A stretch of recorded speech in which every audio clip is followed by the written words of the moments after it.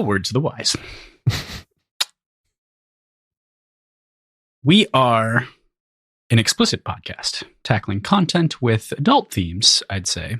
And we're also entering spoiler territory if you aren't caught up with us. So if you haven't finished Jade City by Fonda Lee, the first installment of the Greenbone saga, please catch the fuck up and come have fun with us, because we miss you and we love you and we want you here. Okay, thanks. Love you. Bye.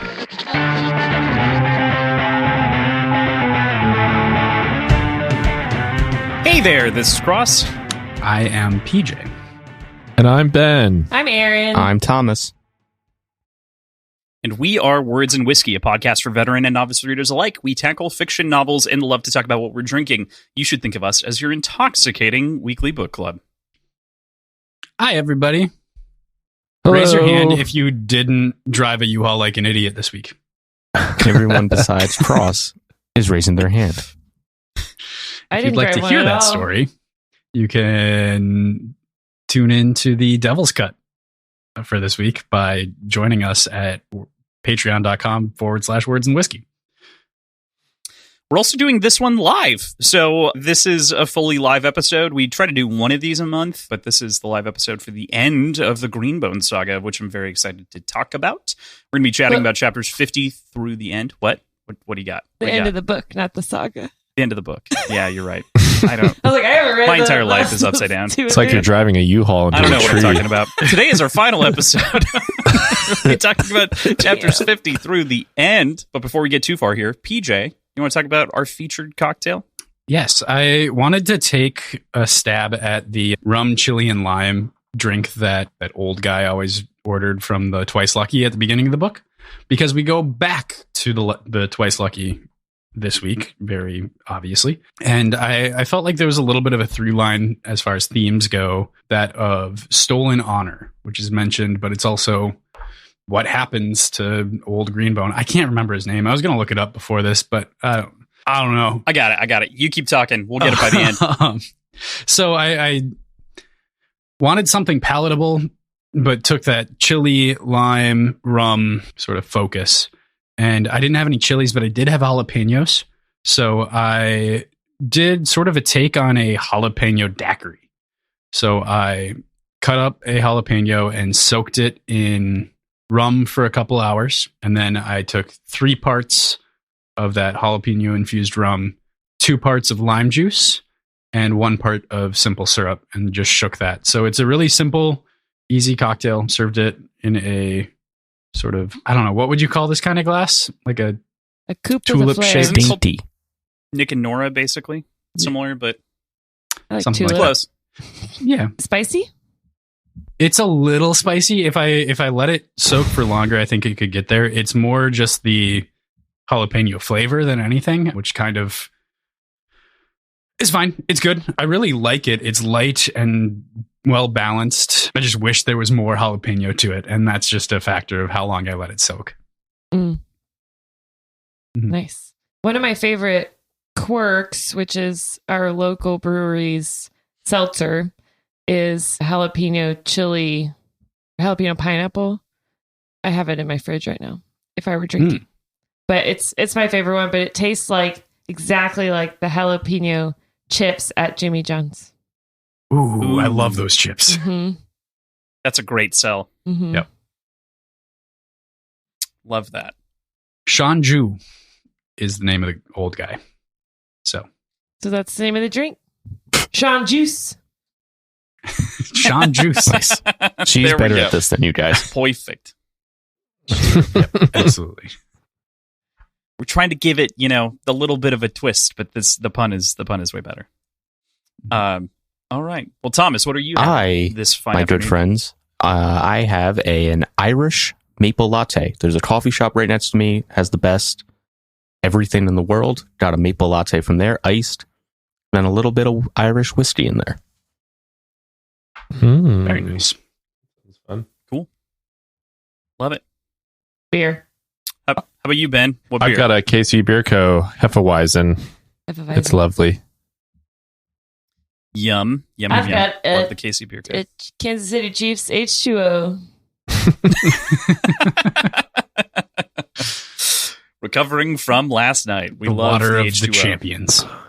I could drink right now, but Awesome. then I wouldn't work out, get other things done. And it's early in the day. That's totally fair. I'm having a spin on the last ward, just with rum instead, and green chartreuse, I don't believe, which is pretty atypical. Basically just combining rum, maraschino, and an herbal with lemon. So it's delicious, very tasty. Lots Very of rum herbaceous. drinks today. Yeah, it went rummy. Mm-hmm. All right, cool. So before we talk about the chapters, now that we're done with the book, how do you guys feel about the book, this week's reading? You know, what were your thoughts without getting too far into the meat of what we have to talk about? I'm excited to root for Clan Biro for the rest of the series. Can we kick him? Can we It kick was him? a very like can't. Batman ending, like the end credit scene. I thought.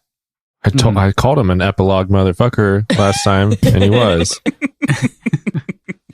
I felt good Nailed it. and bad equally. Yeah. It was a very triumphant moment, but at the same time, you're like, it got bittersweet a little bit there. Took it away from you. Yeah. I was like really rooting for Hilo, and then I was like, he's kind of being a huge dickhole. Thomas and I got a text of "fuck yeah" and in from Ben in the middle of my day, which just made the whole week. I was great. just happy to be included. It was great. Yeah, it's nice. Ben Excellent. kept being like, have you read yet? Have you read yet? And I didn't read it till yesterday. Like, I'm busy. He's like, just checking. No spoilers. Whenever you get there, let me know. It's pretty cool. Also, our good friend Miles, he like checks every week to see where we're at because he's read them all Oh, nice. Mhm. to see if he's going to drop any spoilers. But Yeah. Yeah, he's pinged us a couple of times throughout the series. He's loving the coverage and loving all of this. And so he made it's some great. sick Hilo art. More art. Yeah. More art. Miles, I know More you're art. listening. Great work, Miles. And definitely go check that out. Miles Bensky on Instagram. You can find him there. Awesome. All right. With that, chapter 50. Let's start this off here. Hilo rages as the head of another fist, Lot Penchugon, is delivered in the war of attrition against the mountain. Hilo flashes back to an early encounter with the Make brothers back at the academy. He crashes back to reality as he rolls up on Aiton, of whom has had both of his arms amputated and cauterized, but with a message from Gaunt spelling out his certain death. After an intense exchange, Aiton remains alive, but with the promise that he can choose death in a year if he wishes, before sharing a conversation with Ken about the difficulties of being a Horn. Ooh, long summary, but Rough. I really love this chapter. This is huge. And I remember when we were going through and breaking this down, I was really tentative on which side to include this, because I think this is just such a way to kick off a week, to be like, where are we going to go from here? As opposed to kind of ending on that cliffhanger. I like the other kind of the non-fighty political elements in last week, and now it's all about the physical warfare Mhm. this week. Not a great position to have both your arms chopped off. Tough. Very tough. It also just now reminded me of the Monty Python night guy. Just for a little levity. Yeah. That did flash into my brain as well. He's like squirting. No, but in reality, this would be like obviously suck. Cold We're dealing blooded. with some sadistic motherfuckers. Yeah. Freaking Gaunt. And I was totally like rooting for the mountain behind your backs until this, and I was like, that's I don't think it pretty- was behind that's our pretty backs. bad. Distasteful. It's pretty. I think it was right in front of our I faces. don't think I like Gaunt anymore. Yeah. It's not very nice. He's kind of mean. He's a mean guy. So, I might be rooting for Aitmata to have like a cool fight or something, but She's going to Way to get go. her this revenge, I'm solidified sure. them as the bad guys. This action. There we go. There's this like really difficult scene that happens right away that I really enjoy, which is Lot Penn's head being delivered, right? Which is a huge deal, absolutely brutal, straight out of the the other book series' playbook in a lot of ways, which is often why I think that this series gets brought up in comparison or as a read after Red Rising style book, because it contains a lot of the same sort of violence while nowhere near the same setting. It's sort of the same penchant and politics and a lot of those things. But what do you think of Hilo's unwillingness to relinquish responsibility to make Ken in regards to sort of the telling the family what happened? I feel it's like out of a sense of responsibility and just like he's the only one that's good at this, actually. So he just has to be able to do it.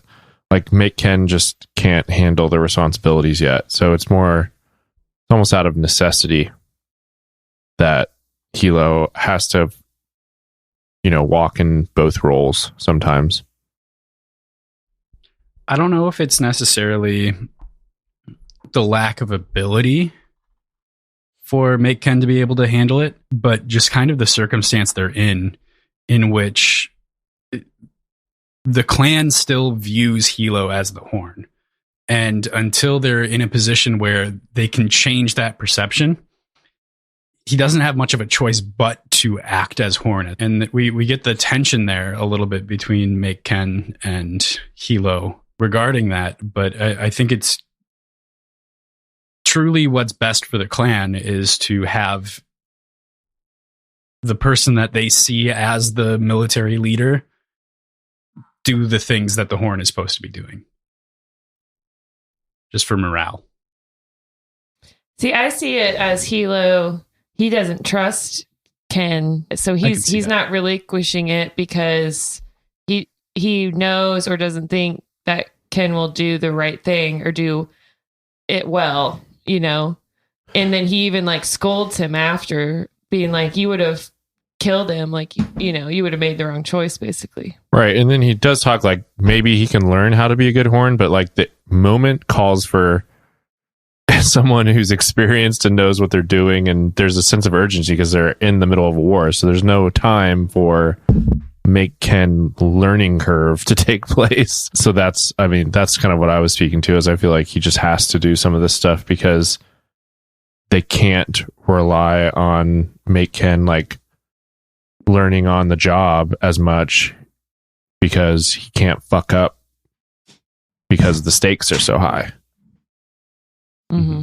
It's a brutal spot to be in. I mean, especially because it's like you want to take the time to train someone like Maik Ken, because I think Hilo does see something in him. But obviously, like you're kind of bringing up, there's a lot of different things that are going on, and there's kind of no, I don't think any of the questions or any of the positions have solid answers. It's all about the different. I think each one is right to varying degrees. Does Hilo want to relinquish it? No, this is what he was supposed to do. This is what he, wanted to do. Does he believe that Maik Ken can't do it? Right now, that's more or less what needs to be done. So he's making sure that it gets done to, solidify. And I don't think Ken has the heart or the compassion for it. For the talking to the kids and the like firm but kind words, like Hilo's got both, and that's why he's really a true leader, whereas Ken isn't. Yeah. Loyal to a fault, but maybe not the best Horn. Yeah. Thoughts on the flashback fight that we get with the Maiks? What'd you guys think of this moment where we see kind of that first real bond solidify between the Maik brothers and Hilo? Like it. Classic friendship stuff. Rivals into friends, I feel like. I loved it, yeah. I thought it really explained their bond really well, and like why Hilo started looking out for them and why he was attracted to them in the first place, and like he admired their fight, and that like tracks with what Hilo values a lot of the time. So I loved it. I thought it really informed their relationship, and we wondered why they were all so close and like what Hilo saw in them, and I think that really explains it.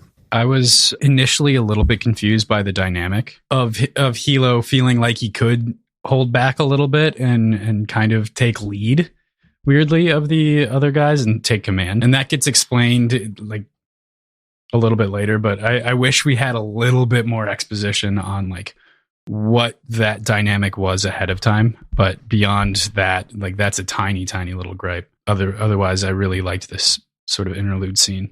Yeah, we get a little bit of setup in that way where it's like he hadn't paid much mind to them, you know, considering they were X Mountain and they were basically recovered. But other than that, it's pretty loose with, you know, he hadn't really noticed or paid attention to them.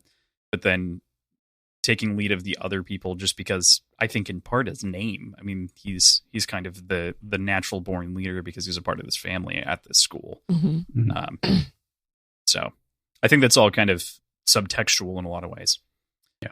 So there's the moment, of course, with Aiton, where he is alive, but in immense amounts of pain and screaming in agony at what he's kind of lost in this moment. And I wanted to read the quote that Hilo has here to Aiton. A new year is around the corner, so I'll tell you what. Give it 1 year so you can see these good things come to you. At the end of this next year, if you still want to die, come talk to me. I'll honor your wishes myself, without question. I'll see that you're buried with your Jade and that your wife and child are taken care of. And it's a great quote, first and foremost. And I think of all of the quotes, it does a really great job of exposing that like raw nerve ending that Hilo has, where he's both, he's really incredibly honorable. He gets the emotionality and he's willing to like uphold the promise if it truly is the misery that he thinks it's going to be. I don't know. I think this really paints a great character for Hilo.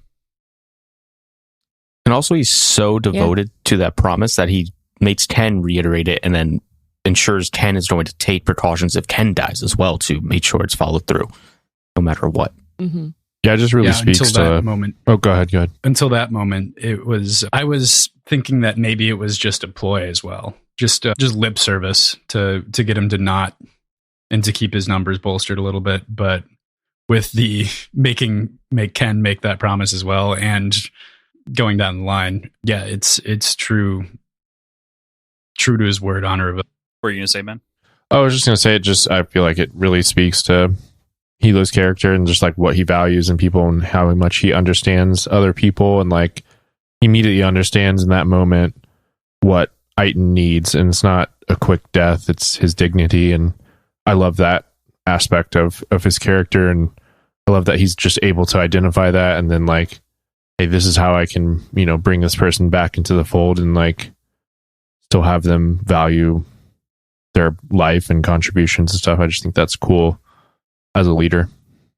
Mm-hmm.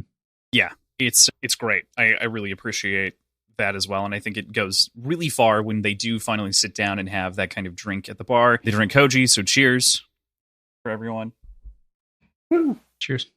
As they pour those 2 shots and have that conversation about handing off that responsibility. But they also interrogate a couple of other things, including like the why of not executing. And you kind of get to see that Ken really isn't used to his role. But I find it interesting that he also debates out loud with Ken about potentially going with Gaunt's option as this sort of noble solution to it all and making sure that as many people survive as possible. I want to get your guys' thought and pick your guys' brains on what you thought about that reaction. Obviously, we know that's not the way the story goes, but what do you think about that choice that he ultimately, settles on, and what's it make you feel? What do you think?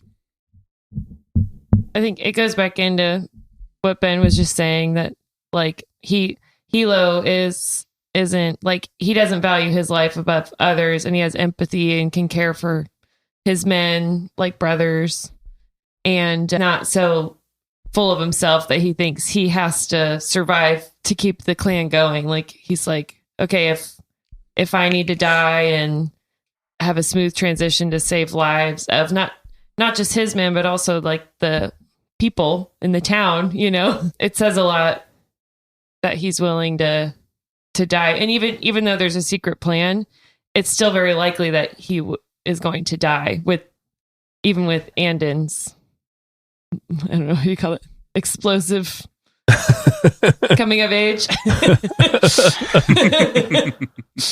Yeah.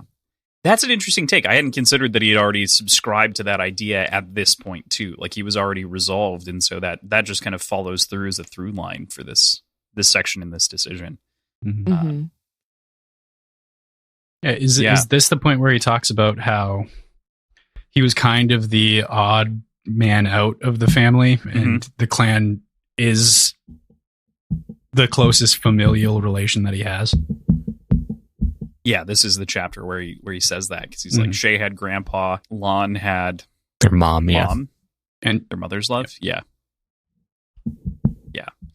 And the clan's his, which then suddenly clicks everything into place, including ultimately kind of his reaction at the end, his reaction to Shay in the beginning, and a lot of things start to kind of fit in and make sense for where Hilo lands as a person.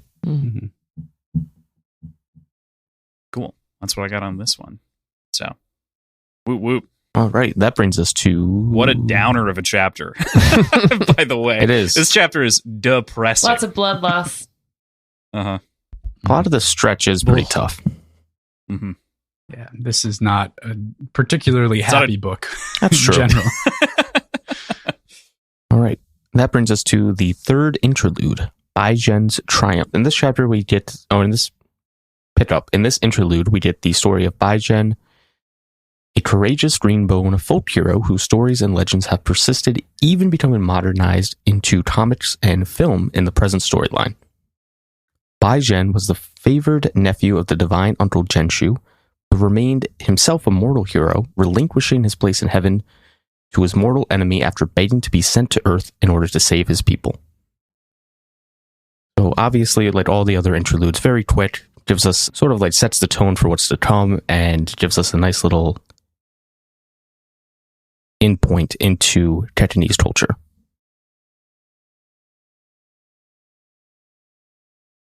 And it explains the references back to it when Hilo's being Baijian. Yeah, I thought this Hilo was pulls his Baijian out. When I was reading this, I was like, this is definitely a setup for like whatever is coming up next. Definitely informed that. So it was like already, okay, expecting kind of some kind of sacrifice or whatnot going into that fight with Gaunt as a result of this chapter. And it also set up a resurrection. I thought it was going to be a little bit less literal than that. I thought there was going to be like the resurrection of a spirit. Like I thought Hilo was going down here after this interlude. Yeah, I definitely thought. I was like, dang, Hilo's gonna die now. I was like, that's what I was thinking coming out of this. Be like Baijian. WWBD. Yeah. BLD. BD. What would Baijian do? Be like BLB. What would Baijian do? Okay, that. You know the bracelets WWJD. Yeah. Also, in this chapter, we learn they have film and comics. Yeah. I mean, yeah. What do we... There's got some reading material. We think this is like the 80s-ish kind of equivalency, right? What do you think it is? We were saying it's like we talked about that. The 60s and gangsters. The mobsters. Maybe we did talk about that. Yeah. I can't remember. I think collectively we landed somewhere between 60s and 80s, like somewhere in that 2-decade range. That's 3 decades. You're right. This guy bad at driving U-Hauls. It's whatever you want it to be, Chris. Bad at doing decade math. God, I quit. Good luck. Have This fun. has been Words and Whiskey, an Atomic Island Media production. Me, one of the, if not the most important thing in this chapter is that little idiom, I guess. Pray to Genshu, but be like Baijian. What do we think about that? I mean, that's some disrespect to Baijian. He deserves some worship too, doesn't he? He's just a mortal hero, you know? He's not a god. He's mortal, yeah. That's true. That's a good point. I think it's like a, kind of a preaching to like a selfless nature. It's like aspire to the higher level, but at the end of the day, you gotta do what you gotta do. Yeah. It's truly like action over virtue in a big way. To like boil it down to its lowest basest component. It's, get what you need, but try better. Also, kill your enemies. Yeah. Kill them all. Yeah. No matter the cost. Hilo took a very different lesson from this story. It is still the same lesson ultimately, but yes, turn the metaphor very literally into reality. So, all right, cool. With that, chapter 51, New Year's Eve. The turn of the new year hangs like a guillotine over the Cole household as we pick up with Shay fully prepared for the collective end of the family. While strolling through the garden, they discuss Shay's conversation with Ait, and the circumstances surrounding Lon's death brings tumult to Hilo and Shay's decision to attack Poor Man's Road from earlier on in the story, that kind of turning point for Shay. I like that Shay is succeeding where Hilo lost. You know, like they talk about the two wars that they had to win here, and the fact that Shay shows up and is, you know, inexperienced by all measures and actually ends up winning her side of the war, and then Hilo, the experienced one who is expected to be doing this forever and even has been in the role for a while, fails is a lovely, I think, spin in their relationship. Yeah. They're getting along better, but also there's like more tension because of the circumstances of Lon's death. Still a little bit of a rivalry, yeah. And it's like, what the fuck, dude? You let me go kill all these unsuspecting people who didn't kill Lon, and actually, like, she felt tricked, bamboozled. Like Kilo said, they were green bones. It's part of their life. Not like they went out and murdered innocent people. This is skipping to the end, but I think this debate is worthy, right? Do you think that Hilo was misleading Shay intentionally? Do you think that there was any bone in his body that was doing that? But she came, like, no, she made all her decisions, yeah. She did the whole Mulan, you know, getting dressed in the night, sneaking away. That's what I'm saying. Like, she made all the decisions. He didn't say anything to her. I think he says that. Like, I didn't say a word to you. Yeah, like, he's like, you're the one who came in and was like, let's do this instead of that. You went and got your Jade. You came up with the idea. It's like, I didn't stop you. Yeah, but like. Right. Oh, wait. Yeah. Actually, did Hilo even know he had Shine in his system at this point? Like, when did he have the autopsy? It had to have been after that. Because it was like, they attacked him. They attacked them right away. Yeah.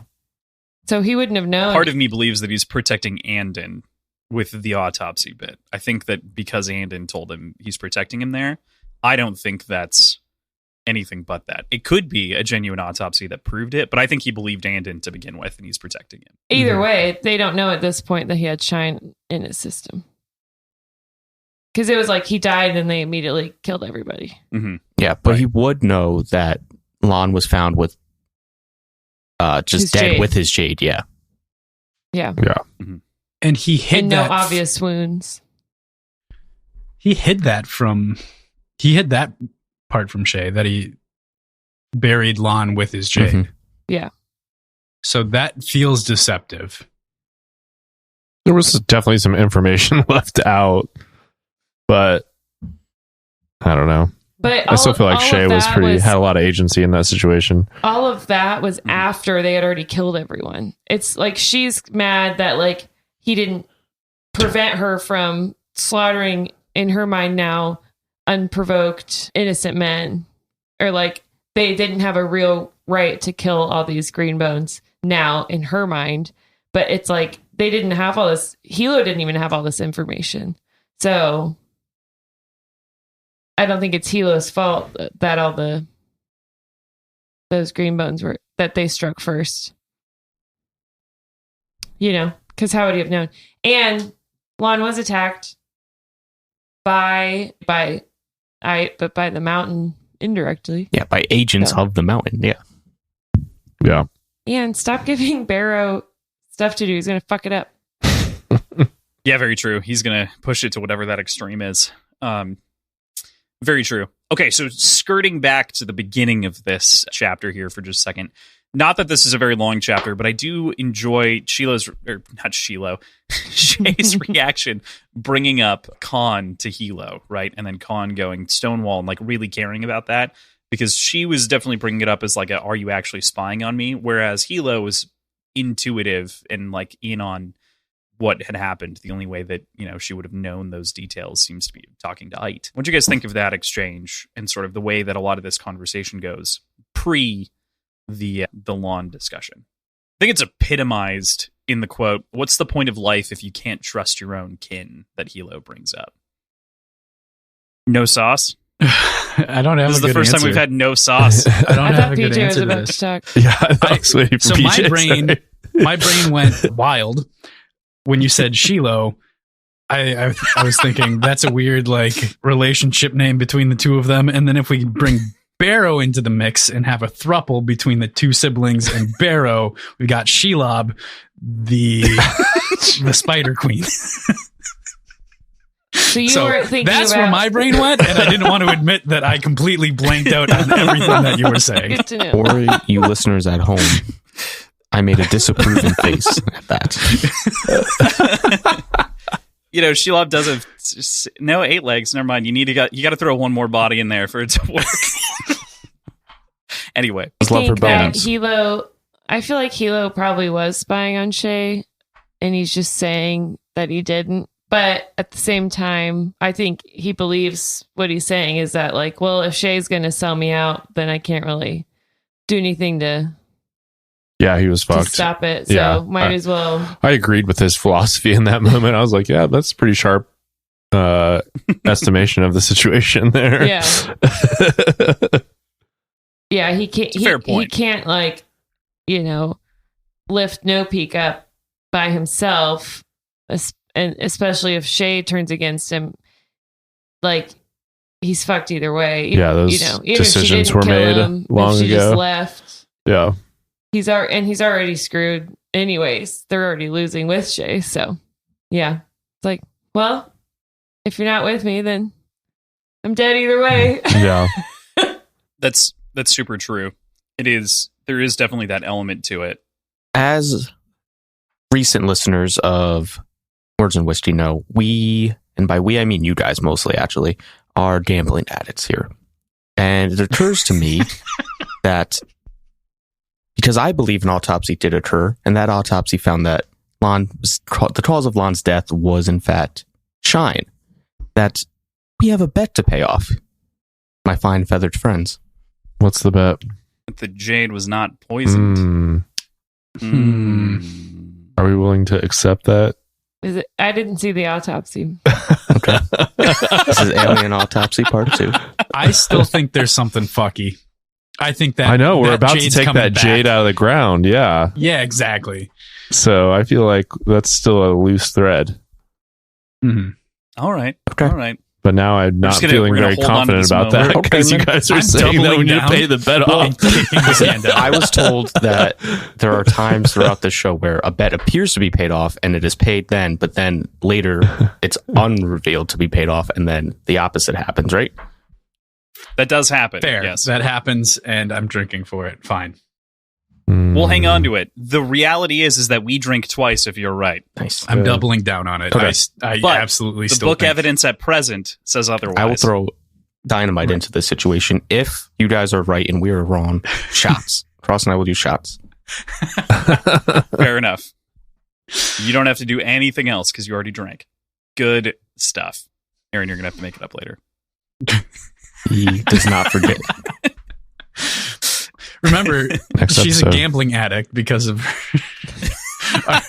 Staying up I think till I'm 3 in the I'm just a casino. loser. like the rest of us, but Oh, no. If you would have won money, it would have been great. This would have been a great story. But No. If you want to lose your money fast, just go to the casino with me, and I'll help you lose it. You pretty much can just go to a casino if you want to lose money. I'll That's help you how they work. lose it twice as fast. I totally thought that's where Thomas was going with that comment about the gambling addicts, by the way. Not the bets that we made, No. but Aaron's unfortunate demise last night. No, here's what happens. Really, it was my husband losing all the money. I just sat and watched. I listen to a lot I of helped sports Still hurts. podcasts, and they're all sponsored by fucking like FanDuel or whatever now. So every time I try to listen to something, I did at least 2 ads that are like all the 10-minute long now gambling addiction line. So that's why with all the bets, I'm like, we got to get a hotline going. This is too much. 1-800 bets off. Bets are off.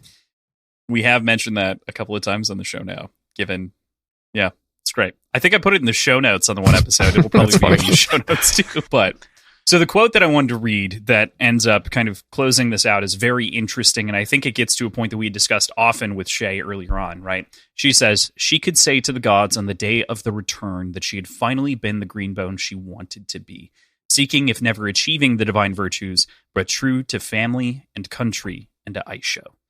And I think that this is just such a great full turnabout for Shay, where she's like, I made the right choice. I stick by my choice. I'm the person that I always wanted to be right now. I thought otherwise. And she's kind of came around on that in a big way. I was really happy to see that. I was like, good for you, Shay. Yeah. This is where we wanted you to be the whole time. She finally got there. That's where I knew she'd be. Aaron knew it. I was like, just get to it. Aaron knew it the whole time. But it's also that she doesn't question it anymore. Yeah. I think that's the big win. Yeah, we've not got this living in two worlds thing going on. She's kind of figured it out. And she's really good at what she does. And like we learned at the end of last week, she's very impressive and decked out in a full army's worth of jade, or what'd they say? A full unit's worth. Mm-hmm. So she's got the power and she's got the brain, and it comes naturally to her. So why embrace your destiny? Why waste your time with Gerald? Yeah, fuck Gerald. I feel like fucking Gerald. Two things. Yeah. She might even have more jade now because she killed all those guys when she put her jade back on. That's true. And she didn't initially put it back on, but put that on as well. But she might have at this point. And then I feel like we've spent more time talking about Gerald than Shay has given thinking about him in this book. She can kill her own boyfriend. She can kill her own boyfriend, and those are words to live by. Power. That is a powerful sentiment. I just need Gerald to come back into the story at some point. Why? I gotta see it. And he sees her and he's like, oh, fuck. Oh, shit. Do you think Jade also like not only improves your abilities, but appearance? She's like glowing. He's like, damn, girl. Probably depends how you And then I get want her it just set. like give him a hand, go away. You look good in green. Boy, bye. And then she can be like, crush your trachea. Force choke. Yeah. Just have Andon point at him and done. Yeah. We'll get to that for sure. Andon's a little scary. He's terrifying, actually. And that brings us into chapter 52. From Did now, the photo not work? I'm just gonna go ahead and before you go. dunk on Aaron here because Was that there did a not work flash? at all. golly, son. It looks like something out of the ring. He does. Now I'm scared. You have to pass that on in 7 horrifying. days. I saw that movie when I was like 9 years old. Scarred to this day. Pictured cross PJ and Thomas. It is terrifying. All right, sorry. Go ahead, Thomas. It's all you. Chapter 52. From now until the last. Hilo and Wen are married in the courtyard of the Crawl estate. The pair reflect on the wedding that they wish they had shared. And they still... pick up. The pair reflect on the wedding that they wished to share and hope is yet to come. And Hilo gets a glimpse of the life he and Wen could have made in the Horn's house if life had gone according to plan. The pair exchange wedding vows and spend a night with one another attempting to make what could be Hilo's last night on Earth, one of love. A very tender, very emotional, very romantic chapter for our guy Hilo. Yep. Again, Wen turns into an object again, though. I don't like it. I In just what do way? not. I don't like the way she's written. What specifically When has it got comes you to upset Hilo. here? It's all just I don't know. Fucking. You mean like the slit up the thigh to show off she's a sexy piece bit? just there's all these bits where it's like, okay. I took it as sort of like Yeah. flirty banter. Really? She becomes a vessel again. I didn't get any of that here. I thought it was just like two people, flirting and in love and sweet. I found it pretty sweet overall. I feel like we in the same vein as what Aaron's talking about. Maybe not so much vesselish, but we've been exposed to her intelligence, and there's very little like of her actually speaking in this section, to the point where it's Yeah, it's like the sexy piece thing, and then like she's like in a possession of Hilo. I didn't necessarily view it that way, but I'll tell you what, I would love so badly at this point to have had an intimate scene, a sex scene from Wen's perspective as opposed to Hilo's, just to get the other side of this. Because I do think I see your point that it can feel that way leaning into this, but it would be interesting to see what she thinks about the whole thing. And I think that would paint this in a different light. Sure. At the same time, in this scene, I don't think you could do this not from Hilo's perspective, especially when you talk about the way that he wants to burn that image into his mind as the final thing he'll see before he dies and remember as this like lasting, blissful moment. Yeah. Like, I agree with you. I think this is fixed with work beforehand is the only way that you could do that, though. Yeah, and I think it's... Or I understand. It's twofold. I don't like, fully agree, but I understand. I see that Hilo thinks he's being sweet and everything, but then I think of it from, like, Wen's perspective. She, I don't know. Like, she has to get married right now so that she can, like, be taken care of when Hilo dies, but she doesn't necessarily want to be doing this. She doesn't want Hilo to die. So it's like I don't know. It's a marriage of necessity in the moment. So in a very different way than like in unexpected pregnancy, but kind of similar. It's got similar elements of like, we have to do this now, even though we would have liked to do it the right way at a different time. Yeah. And it's like, I don't know, some of the things Hilo says to Wen are just always feel like condescending. I don't know. I don't like the relationship. Clearly. I don't have as much of a problem as But yeah, if we had like any indication that, I mean, Hilo's never like, I don't know, like every time he talks about Wen, it's always like the way she looks or him. She's a fragile bird, and he's her protector, and she didn't have a lot of power in his eyes.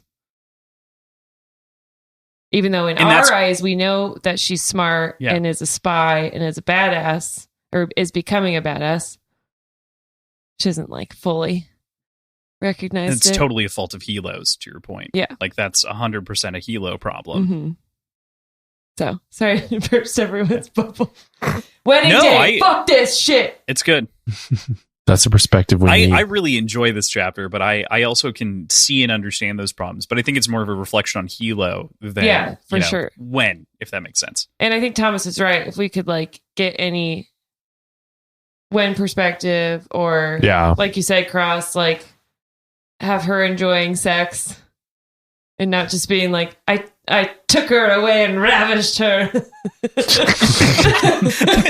definitely wasn't a ravaging sex scene. Seems like it's pretty tender and loving. Yeah, this was very tender comparatively. I will say, I think there's active notes of like he's depriving himself throughout the scene, right? And then like, he bursts moments. And big cum. Okay. Big cum.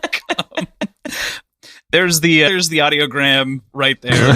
Big cum. I will say, Aaron, that based on our discussions of this throughout reading this book, obviously, that as I was rereading and rereading this chapter, that I kept in mind a lot of what you've touched on earlier with the Hilo-Wen relationship.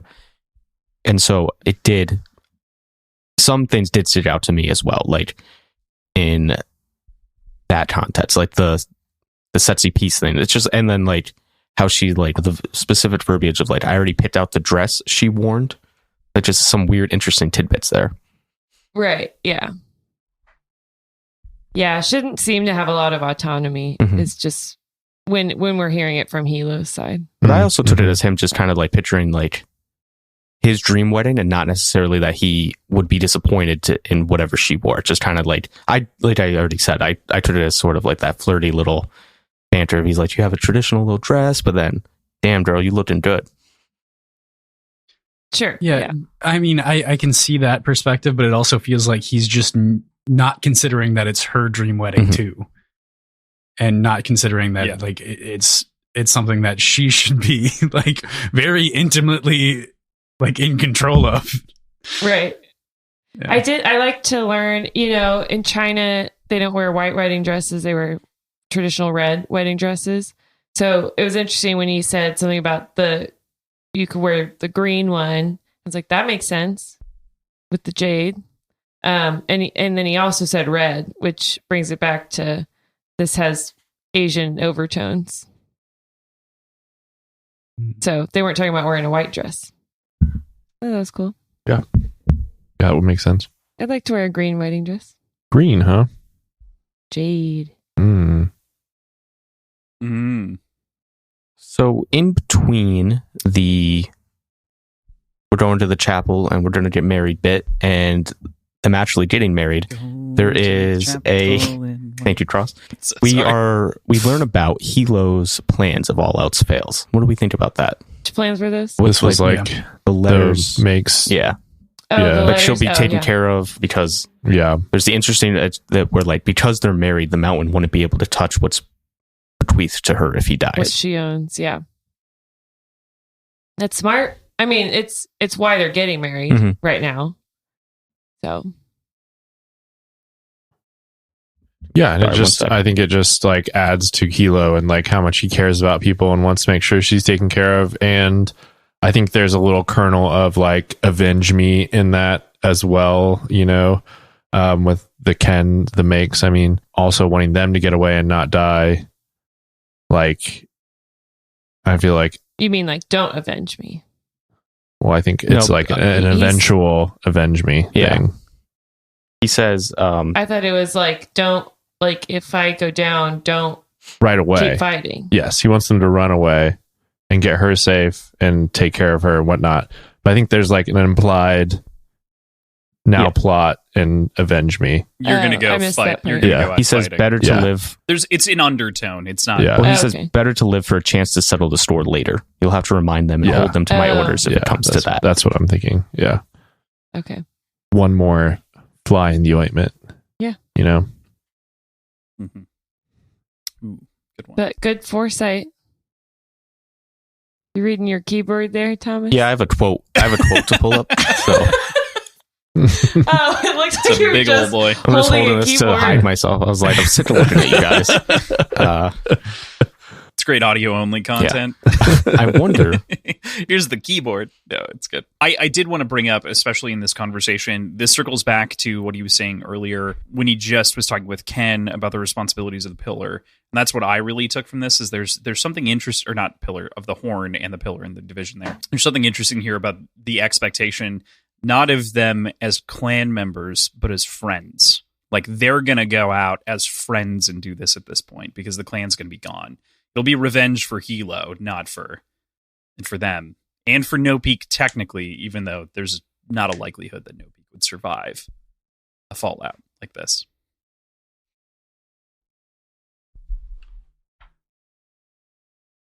Concur. PJ, you look brutally sad. All of these like contingency plans and everything that they're planning, everything that they're going through, it feels so solemn and almost like futile to a certain degree. Like there's just an unsurmountable pressure of like the mountain's the bigger clan, they have more money, they're going to steamroll us, and like trying to grapple with, we're still gonna do this, and I still need to place contingency plans and like succession plans and things like that. It just feels so frustratingly futile. I don't know.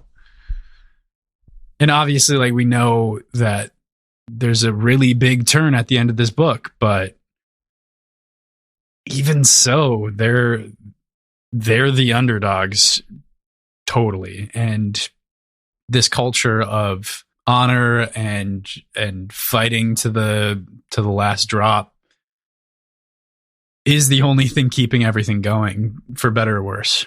Cool. Love it. What else are they going to do, though? Just like lie down and kill themselves? I mean, Lon, surrender. I have Then this they would all theoretical get killed. question You can't surrender. that I forgot to pose like a chapter ago. Do you think Lon would have surrendered? Do you think Lon would have given himself up at this point 100%. if Well, I presented don't with the know, same because circumstances then as that Hilo? means the death of his whole family. It doesn't, though, because they were setting up a merger. If That's the whole thing Doru Yeah. was trying to do, was set up a merger. And I think Lon would have gone for it. it saves his family, 100%. He would have gone for it. Yeah, but Shay if it thought was so, at this too. point and it was a surrender where everyone died, I don't think he would have done it. Right. True. Well, wasn't I just want to make sure that we haven't walked out of Lon's shadow yet necessarily, because there is always that like lingering what would Lon do in the background of a lot of these No, it's Lost what would decisions Baijen that Hilo and do? Shay make. Yeah, you're right. Be like Baijen. What would Baijen do? Come back from the dead. Yeah. That's what Lon's going to do. Motherfucker. Lon's not built for that. Let's be real. Yeah. He's just fucking Barrow- chilling And in if heaven. he does, Barrow he's 6 reveals feet the underground. He can't casket. do fuck all from there. Guy's chilling, Barrow honestly. opens the He's playing casket and chess.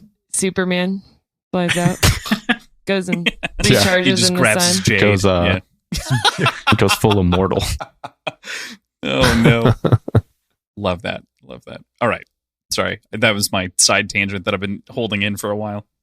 Yeah. I thought that in this chapter, the vows were very interesting. And I have As someone of whom is actively working on helping compose a whole wedding ceremony for PJ, god damn it.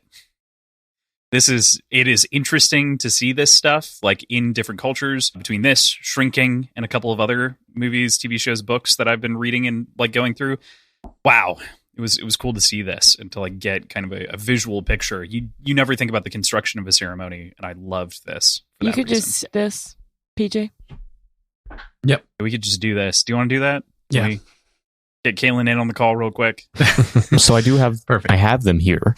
I will practice humility, putting my beloved before myself, expecting no praise or reward, for now we are joined in all things. I will practice compassion, giving gratitude for my beloved, suffering when they suffer, for now we are joined in all things. I will practice courage, protecting my beloved from harm, facing all fears from within or without, for now we are joined in all things. I will practice goodness, offering freely of myself to my beloved, honoring and caring for each other in body and soul, for now we are joined in all things. I make this pledge to you and you alone under the eyes of the gods in heaven, from this moment until the last one of my life. So, obviously, they recite this. They have the nice, Ken comes, ties their hands together, they take the shot of Hochi, and Hilo reflects on the Take a sort drink. of... Yes, Hilo reflects on the conflicting nature of his vows to the clan and his wife. Yeah, I that found is. this very, very interesting because the wedding that I just went to like a week ago, their unity ceremony was taking a shot together. They're Which cut, was kind of KK. fun. It wasn't Hoji, but He does bring up in this chapter like that you can never be fully committed to your family or to your wife when you have taken oaths to. Right. It does The undercut clan. some of that. Yeah. So he's taking these oaths, but he's already committed in, ceremonial marriage to his brothers. So, it's like, I promise to love you till I die, which is tomorrow. And then also, Because dying for the clan. and the offering for himself freely to his beloved, but he's promised to someone else. Yeah. So that's an interesting point to bring up, though. The male dominatedness of this whole clan. We know there's a decent number of women greenbones. And like, even in Andon's class, we know there are women there. And there's a few. It's unbalanced. Like it's not. it's 70-30. unbalanced. Like, there's Yeah. definitely more men, but there's like, Hilo still just refers to them as brothers or men most of the time. Calls Shay his weather And- man still. Yeah. Yeah. That's true too. I don't know. I don't have enough information to make like a really detailed, thoughtful sort of dissertation on it, but it is definitely male skewed in a way that I wasn't expecting because of how close Shay is to Hilo in this moment. So we learn a few times throughout this that traditionally, it seems, their green bones were men. And then even at the time when Mata was sent to school, it was like rare for a woman to be sent to the training academies and to be trained in the ways of a green bone. Maik Wen, or not Maik Wen, sorry, Call Rhea. The mother was just trained enough to be able to tolerate being in the presence of other green bones. So it's like an evolving thing of women becoming green bones and serving on the military side of the clan. It seems like that's how what I took away from it. Vernacular just hasn't quite caught up. Yeah, and then we do see Hilo when he's still Horn, sort of consciously trying to bring a woman along when he goes to the Chrome Demons. He had one of the fingers that he's trying to see if they could mate it as a fist is a woman, Greenbone. Mm-hmm. So I don't know if that helps anything. It seems to be an evolving thing. Mm-hmm. Yeah, and sorry to derail. I was just I had been thinking about that all week. I think it's very valid to be thinking about, especially in this chapter. Then we get sexy times. I don't like that you phrased it that way. It's a very serious, intimate moment, Crossland. But I'm sorry, yeah, it was an intimate moment. This guy. Then we get banging. They straight give it. Uh-oh. Off the rails. Bonk, bonk, bonk. Did you say fuck Gerald? No, I said it's off the rails. Sorry. Oh, off the rails. Yes. I heard fuck Gerald, which is... He's not getting that far off. No Gerald. Yeah. Yep. I don't really have many notes on the moment, just that it was... My main note was that it's that night is what Hilo wanted to remember if he were to die. That's what he wanted his last thought to be. And even though he has a secret plan, I still think he's planning to die. I would agree. Like, he's fully like committed to like, okay, like there's no way I'm making out. He's walking into a death trap, and Andon is untested. He's like, we hope this works. So I think the whole day it's somber and everyone knows it. That's why everyone's sad and mopey at the dinner table. That's the next one. Mm-hmm. But everyone knows that Hilo's, giving in to death. So it's a sad wedding. I have a question that just occurred to me. So the witnesses are Ken and Shay, right? So then Tar is there at the lunch, dinner, New Year's thing the next day, right? Okay. Mm-hmm. I was just wondering. I was remembering correctly. Yeah. Tar's out of the hospital. He's just... that's long ago. I wasn't sure if he was on like a secret mission or anything.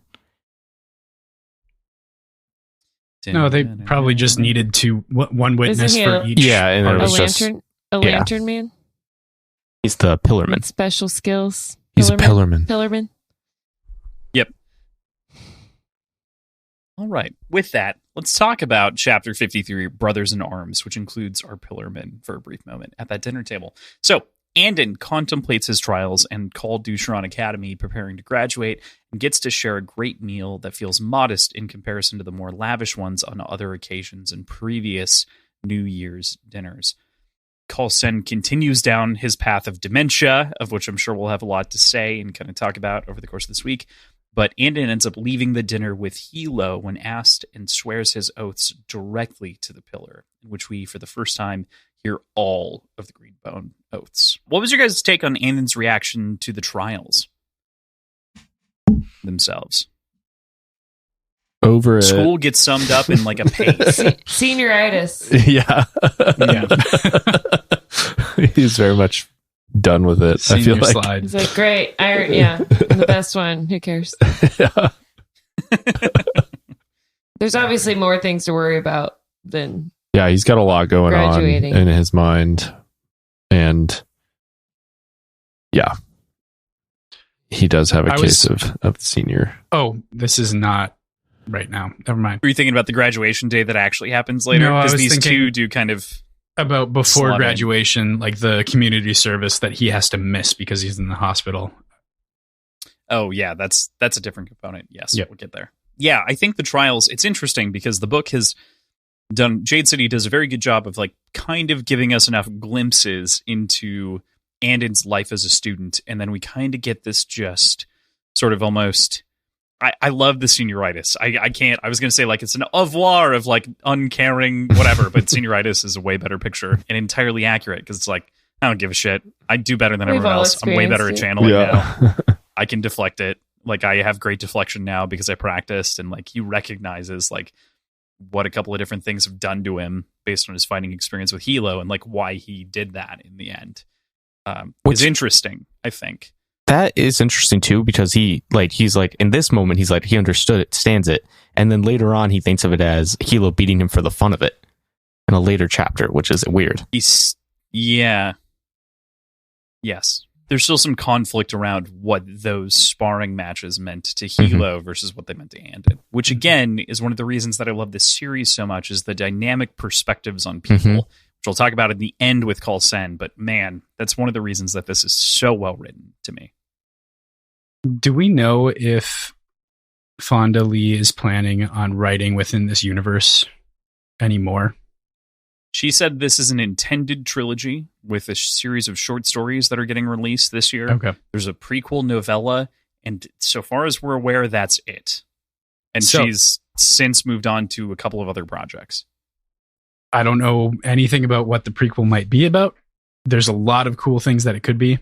I would love either a prequel of Shay and Hilo's time at the Academy, or an Ender's Shadow-esque like parallel novel of Andon's time at the Academy. With who? Like, I want to see like what they're actually doing in training, like what they're doing to become trained fighters like this. We get like Lot's point of view, watching Andon just kind of dominate everything. Jade Shards, which is the short story, the 4 short stories that are going to come out this fall, we'll come back together and we'll talk about them as a group. But I'll give you a little hint that is basically one of them. All right. So you nailed one of the 4. Not that I haven't read it yet. Thomas doesn't want to come back. I don't like it being assumed that I'm coming back. That's all. Oh, you're gonna come back. I have a whole thing where Thomas it's has like plans. It's like you shouldn't expect people to do things, but people should do things for one another. But it shouldn't be expected. That's all. It's a different thing. Sure. I'll do it myself, but y'all are welcome to come if you want. It's unrelated to the present thing. That was a different thing. PJ will be guilted into it regardless. Everyone else is invited. Thank you. See, now I'm in. All right, there we go. Andon's over it. There's bigger things to worry about. You know, I'm sure the other students are also like... He's freaked out by Jade at this point, too, I feel like, and he gets even more freaked out. Well, yeah, I think he's always been worried about getting the Mitches. Yeah. But I bet the other students are over it, too, because, like, you know, their parents are dying in the war, and their uncles, and, you know... That is true. Now I'm stuck in this school. Can I just go, like, be with my family? I'd be like, I'm switching my major. I'm not going into the gang. I'm going to be a teacher. It must also be so surreal during the trials to be doing that, like simulated combat, knowing that trials are here 2 to 3 weeks later, you're going to be doing it for real. Right. Very, very scary. Also, because I fucked this up. I'm very excited. Good. I think it's Lot, right? Not Lot. And I said Lot, and then I got to saying that it's Lot. Yep, Lot. Yeah. Lot. Yeah, Lot Gen. That is the one benefit, or one of the many benefits of the audiobook. I think that the audiobook narrator actually does a really good job this week, especially reading between the lines on a couple of things. We'll get there when I want to talk about it. But we moved to Call Sennington being an absolute dick to Andon as he shows up for the dinner. And it's interesting because it's also punctuated with the fact that he is very confident that this is not the man that he knew. So there is something... I think that this bit of dementia, or like the end of life for these people, is so well written and interesting. There's definitely some like scratchings of reality at the back of his mind, but man, it does genuinely feel like he probably was a very different person in life. Not entirely though, because even the perspective we get from Hilo is differing from Shay's, of course. Yeah, so I think I disagree. I think what the man that Andon knew was always addled with dementia. Whereas, like, in the previous section... What? I don't think so. What? Well, in the previous section... He literally cites it here that he's not. He knew him for Carlsen years. is being absolutely, like... obstinate and a dick, and he let Doru go and gave Doru his jade. Like that, Hilo talks about being like the most true to form that his grandfather's been in a long time, frustratingly. And this feels more in line with that. That does get to like maybe the honest talk perspective of it, but I don't. Okay, so there's something to be said about the quiet truths that people keep like underneath, right? Mm-hmm. Which is like, there's this cordiality that happens, maybe potentially going down your path, right? There's maybe a cordiality that he has with Andon because he knows how powerful he is, and so he's willing to bring him into the family. But he does hold these sort of undertones in the back of his head, and they're just coming out now. I'm not sure that I land on your side entirely, but I can see it. Okay. I think it's a balance. I think this shows that Coulson was much less of a dick to Andon because he saw like the promise and talent, and he knew that he came from a powerful bloodline, although, you know, cursed or whatever, unlucky. That pulled your that Coulson effect. Coulson like showed Andon kindness when he was a young boy, and I was like, oh, that was nice. You don't hear a lot about Coulson being nice. Outside of Shay and Andon's perspectives, they're the two, and Lon to some degree, but then he kind of shits all over that. Well, I think that's the dementia. Yeah. He's like lost. He barely has like 2 stones of jade, and he's in a real bad mood all the time. There's also the question of the public call send versus the private call send, because if I'm remembering correctly, he tells Andon that he told Lon that when Lon asked to bring Andon into the family. And then, so Hilo here says, don't worry about it. Jade does stuff to old people. The itches are setting in. Like, he didn't mean it. But Hilo earlier thinks that Coulson is becoming more himself, and that like the dementia is just him losing the facade. Because obviously, Coulson that's how I kind of read it. Whole life. Yeah, I kind of read it more like this is naturally he's becoming more natural and less of like anymore. The quote unquote torch of GitCon. Because that seems like a public persona, and he's got to uphold that persona. But now that none of that matters, and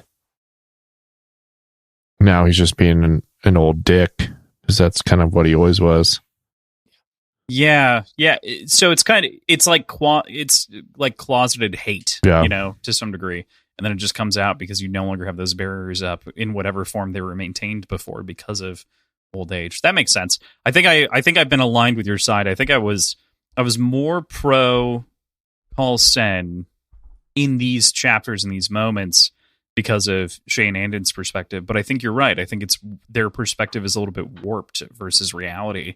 It's the way that they were treated at the time versus Hilo's. Mm-hmm. Again, I think that's one of the great strengths of this book, though, is that you do have these differing perspectives truly on the characters, and the way that they interplay with each other forms a full picture of who someone actually is. Yeah. I mean, he's clearly always had this capacity for wickedness, to some degree. So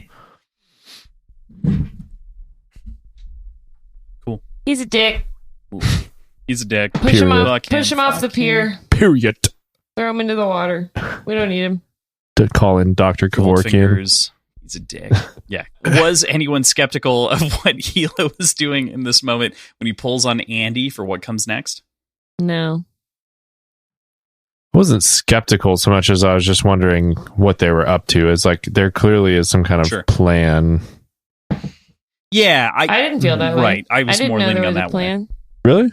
I came in blind. I'll tell you what. First time, didn't realize there was a plan. Made it all the way through the chapter where it all happens. Went, what? And then I went back and reread 53 after 54 happened and went, oh. I thought there was a plan. I figured Andon would be doing, something. I didn't think it was that plan. I didn't think it would Yeah, I be, didn't think to it that was level. like go fucking Become full a god Dr. quick. Manhattan and Yeah. start like blowing you a people god? up. But Finger gunning them. yeah.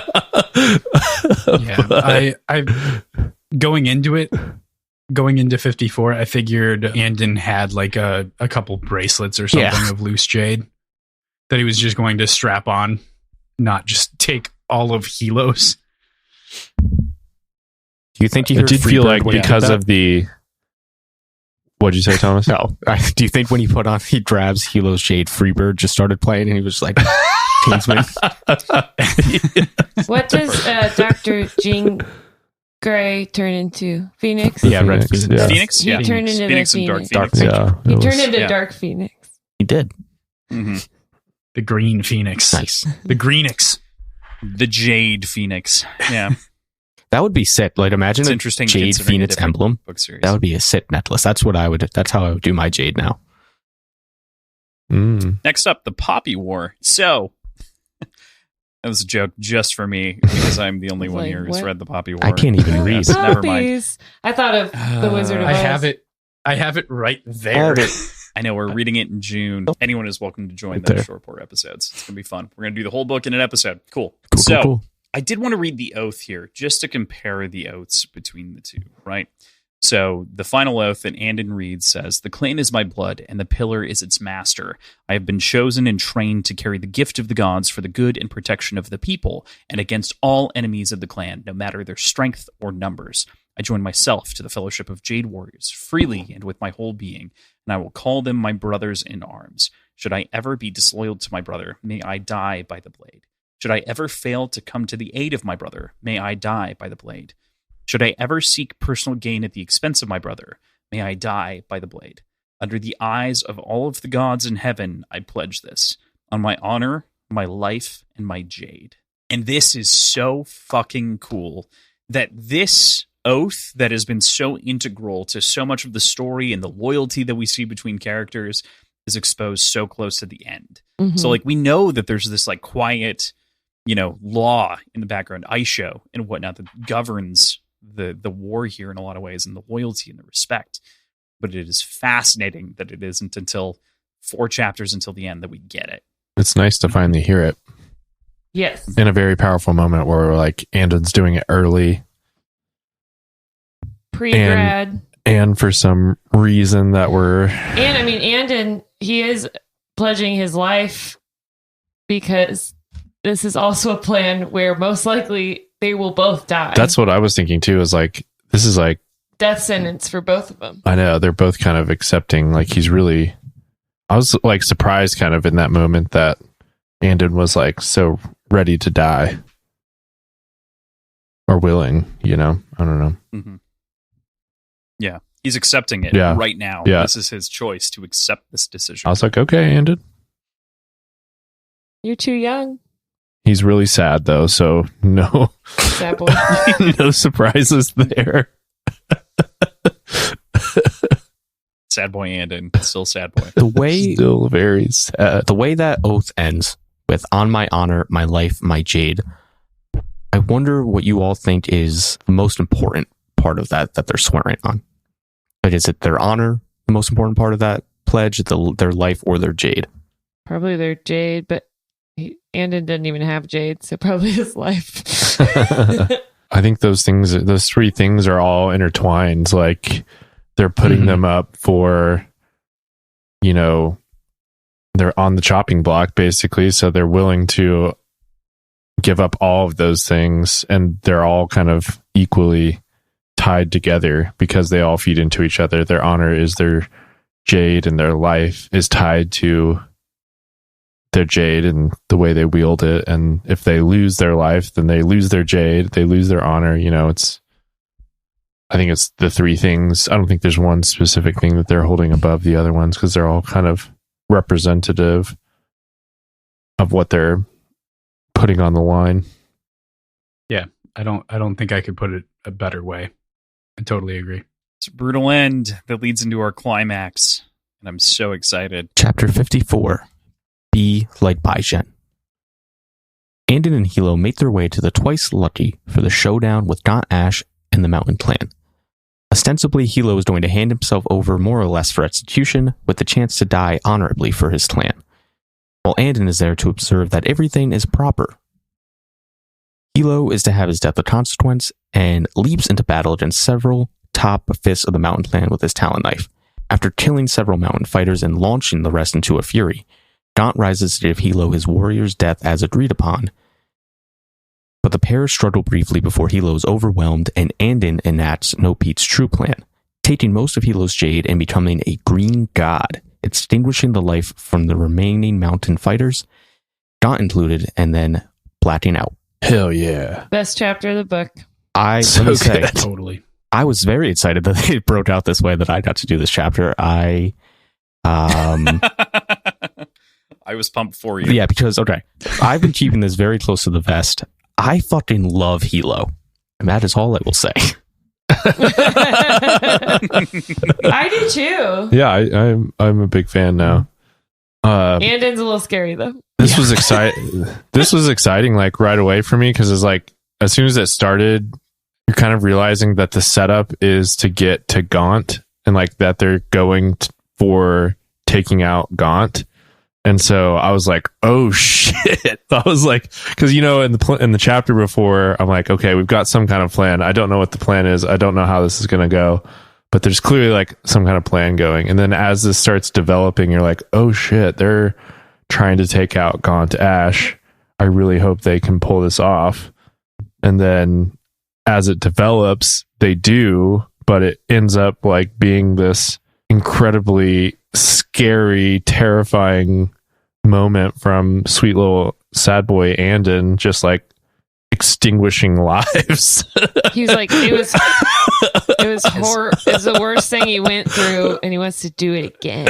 Yeah. As easy as snuffing out the lives of mice. Yeah. Right? He says he draws that same comparison just as easy. Especially because like we got It's just the whole thing where like bulls would be impressive and expensive. The expensive, I guess, doesn't matter in this context, but just like the whole, it would be cool to see them doing into bulls, and he's just fucking snapping his fingers essentially. Dudes are dropping like flies. people's lives. Yeah. It's so Yeah, crazy. so it was like extremely exciting, and it got amped up immediately when I was like, "Oh, okay, we're fucking taking out Gaunt."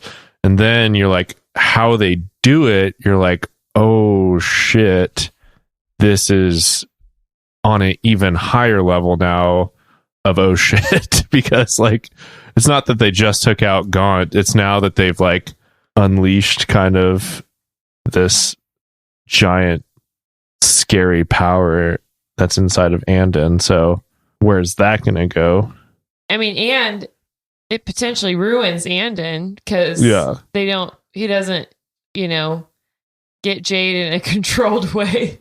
He just gets blasted. There's a lot to talk about it. there. Yeah. A lot. I have a few comments on this.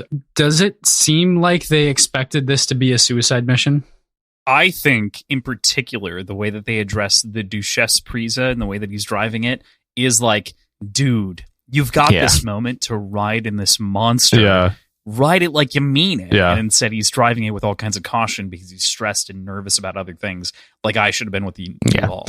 Yeah. And all the fear Take a coming note. from Andon in the back. Like they don't really address what they were feeling going into it after the fact, knowing what happened. Because Hilo's calm, but yeah, agree. I think And we have Hilo's perspective. I would imagine the plan was just to kill Gaunt Ash and then whoever Hilo was able to kill before that. I don't think they knew Andon would be able to do what he does. I think, they were just like, we got to kill this guy. And then they would assume, I mean, they don't know. They don't have the full scouting report, how many guys Gaunt's got with them, all that stuff. So I don't think it was necessarily like guaranteed we fucking die here, but they definitely went in with the assumption it was likely. Yeah, I think they were ready to die, but hopeful that they would be able to execute the plan. Yeah. And Hilo I says don't like think he's they ready to knew die, but that- doesn't want to die.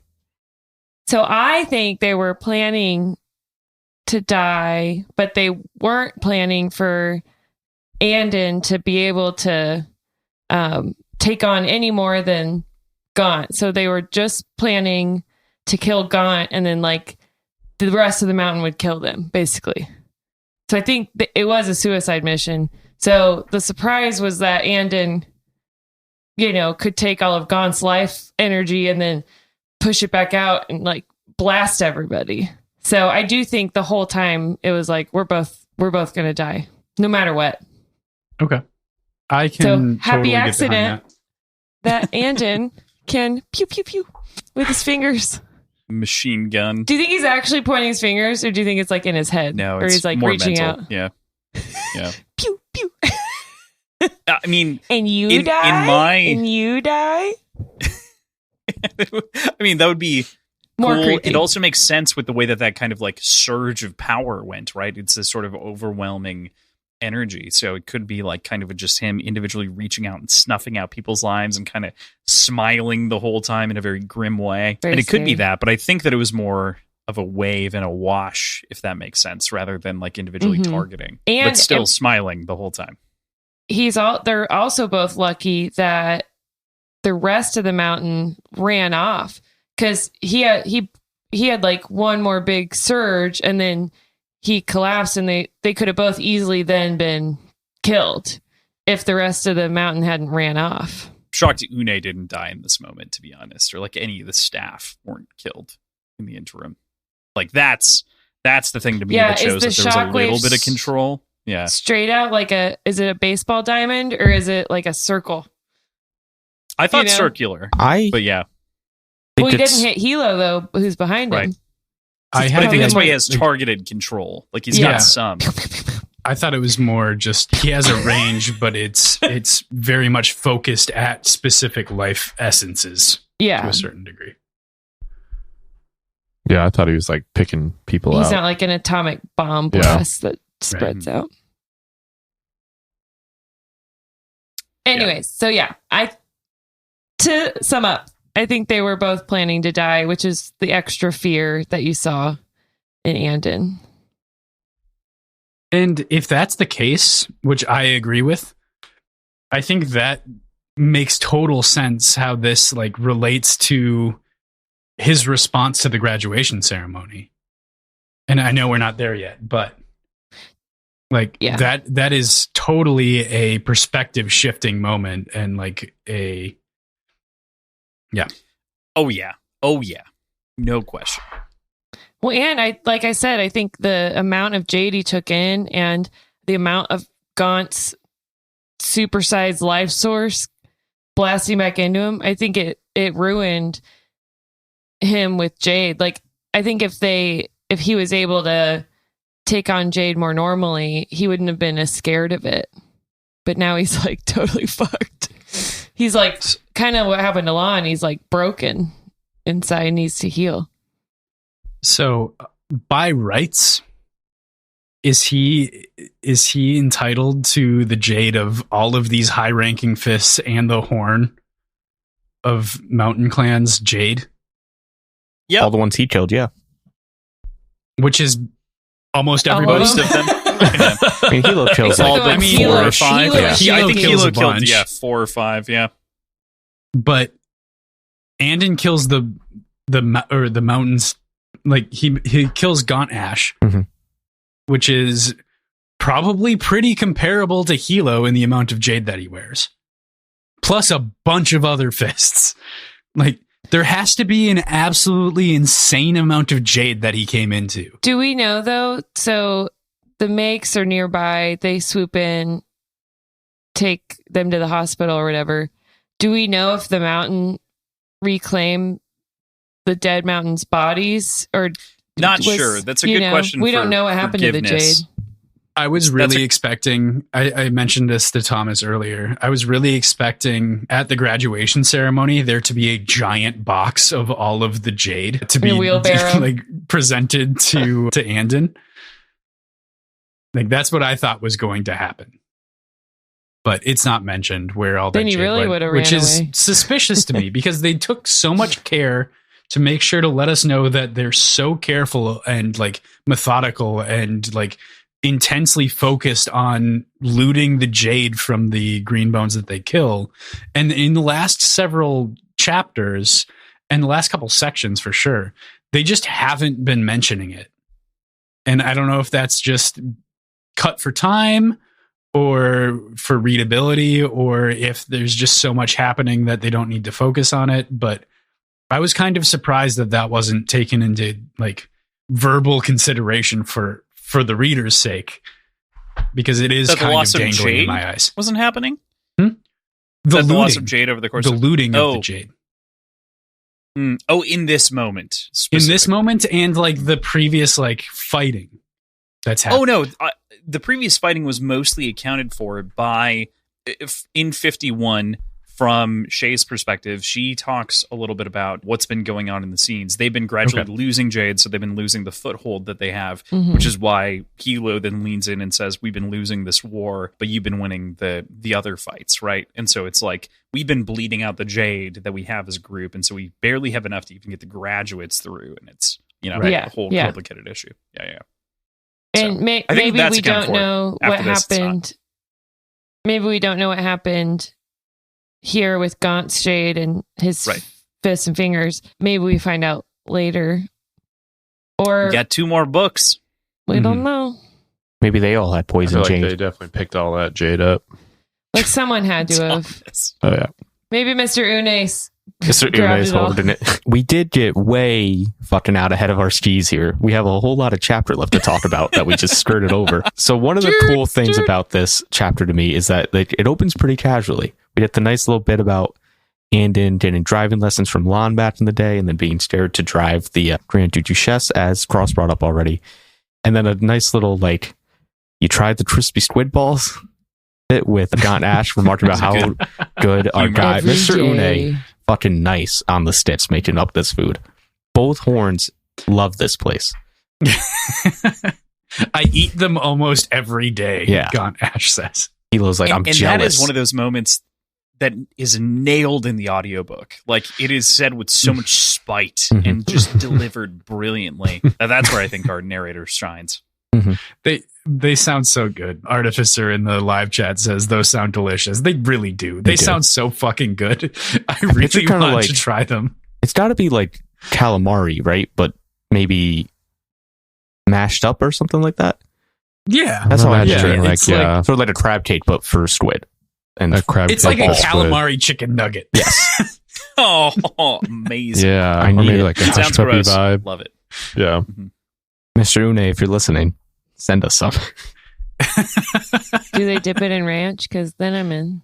I know you would be in. I had calamari with like a sweet chili sauce, and it was so good. So I'm imagining that's what you do. This got to be tremendous. Anyway, deep fried squid balls are a thing. Heyo. All right. They're Taiwanese.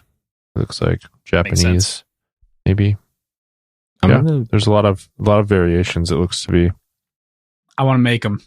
I want to do it. I don't think Kaylin will like me butchering squid in the kitchen. They're on a skewer. So easy. It's so easy. Anyway, they're on a skewer, and they look a lot like hush puppies. But like chopstickable. Yeah, hush puppies. Yeah, they had them on a skewer, and there was like, okay.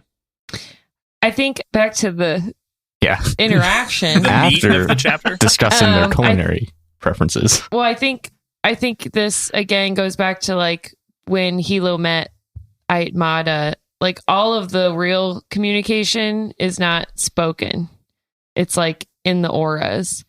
So then there's a lot of the anecdotal, like gonna be a little goofy chat. Like they've already been like, "Fuck you, you, bro. We'll fuck you up." Yeah, but not out loud. Yeah, you stole my squid balls.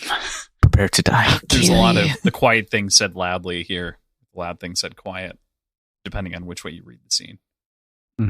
I feel like I'm misframing this a bit, but there's Hilo's. It's not passive aggressive, but it's not like full on aggressive either. But this is fucked up, dude. Like you should be dueling me right now. I should be having a clean bladed duel, and you're gonna feed me to these butchers. And again, sort of that Gaunt Ash is maybe not breaking Aisho here, but definitely, as he has been this whole time, skirting Aisho again and again during this war. And there's like a really great section here I'm going to read. Oh, fuck. My document went all the way back up top. Here we are. Get your keyboard out. It's up. Sorry. Gaunt paced forward slowly like an advancing lion. His voice was a cautious growl. If this were a dispute of personal honor, the two of us would have matched clean blades long ago, Tall Jen. But this is clan war. We are horns who must do what we do for our clans to prevail. Is that not so? He circled Hilo, measuring him with deep-set eyes. I must admit, I did not expect you to come. I assumed I'd have to cut my way through every last green bone in No Peak to get to you. You still want a duel? I'll give you one right here and now, Hilo said, following the enemy horn around with his eyes and perception. Gaunt gave a low, snorting chuckle. That wasn't the offer. I'm not so selfish as to risk the outcome of a war on a single duel. He stopped in front of Hilo, his broad frame casting a large shadow across the space between them. Between them. We both know the mountain will defeat No Peak in the end. Why let your loyal followers throw their lives away for you? Why drag out the suffering of the city we both care for? If I were in your position, I would think to the selfless example of Baizhen. So, Gaunt, reprehensible dude. Really fucking cool at the same time. Let's be real. And scary. Good speech. Or good speech. Good speech guy. Speak real good. Good speech, dude, man. Can do words well. Unlike me. And this gives Hilo the opportunity to clap back when he's like, Baizhen came back from the dead. Yeah.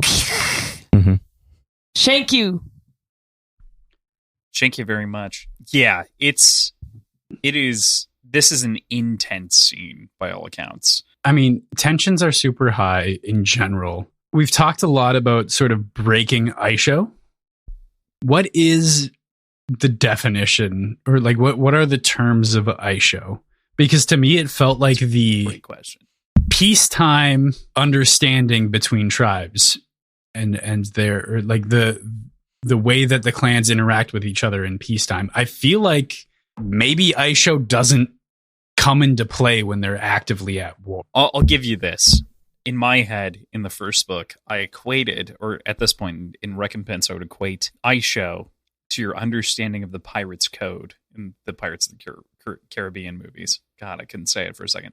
Parley, right? So it's this idea of this unwritten but codified set of laws that exist, but you don't necessarily know all of them at this point and like how they all interact. But you're getting a good picture based on the way that the world is actually portraying them back to you. So is this like the Pirates Code, or is this like the Geneva Convention? What's the difference? Somewhere between the two. I mean, I'm trying to give a, because I mean, Geneva Convention would very much directly relate to how warfare can be conducted.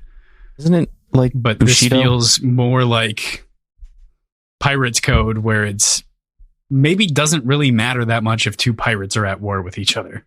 Well, they're not breaking. There's no moment here that breaks Aisho. No, I know, not right here, but in general, just kind of the tensions and the potential one of the for mutual it respect, being broken. I would call it. It's closer to like a respectful code of conduct in a lot of ways, but the layers in which those codes relate to each other is not fully transparent at this point. I'll say it is. I think it's well displayed without codifying it here. Too many rules to just like recant, all of it. I was going to say about the quote that Thomas just read, that Gaunt is being very ridiculous when he's saying like, why let your loyal followers throw away their lives? Why not be like Baizhen? Because it's like, that is why he's there. Mm-hmm. Yeah. Like he is being like, he's like, yeah, that's why I'm here. So Gaunt's like scolding him a little bit, but he's like, I am being like Baizhen. Yeah. It's also like like because he took so long. Gaunt's about to have his loyal followers throw their lives away fighting. Yeah, like giving Hilo the death of consequence. And he's like, hey man, you should really be more like the guy who sacrificed himself. Right. It's hypocritical. I will say that I don't think that Gaunt owes him like a duel, though. No, and I think it does show good on Gaunt that he's like, I don't think so highly of myself to like, put the whole war on my ego. Well, the war's already been won at this this point, exactly. basically. Like they both know the outcome. It's just like this is about saving us all time and trouble. Yeah, it's very pragmatic. Yeah. Funny enough, I think by and large, Gaunt is the better man right now. And I don't mean that pejoratively. And I fucking adore Hilo, but Gaunt is doing exactly what's required of him, requested of him in the moment. He's being successful, brutally efficiently. He's successful.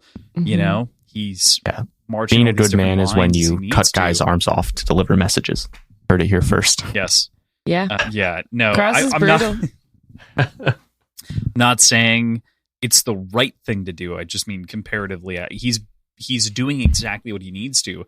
We're just comparing to groups that have lower moral codes, have very distinct moral codes than what we would evaluate. And so it's interesting to see these fight, because I do agree with Hilo's move entirely, but it's not like Gaunt's doing the wrong thing. He's just on the losing side. And not our perspective. Yeah. And this is mobster shit. Cutting arms off, sending heads in boxes. The Aiden thing is fucked up. I'm not gonna lie. Aiden is messed up compared to anything that No Peak did. That we know delivering a head. Yeah, I mean, he does all this seen like other heads psychological delivered. warfare to try to unnerve them. He's trying trying to to stop the violence.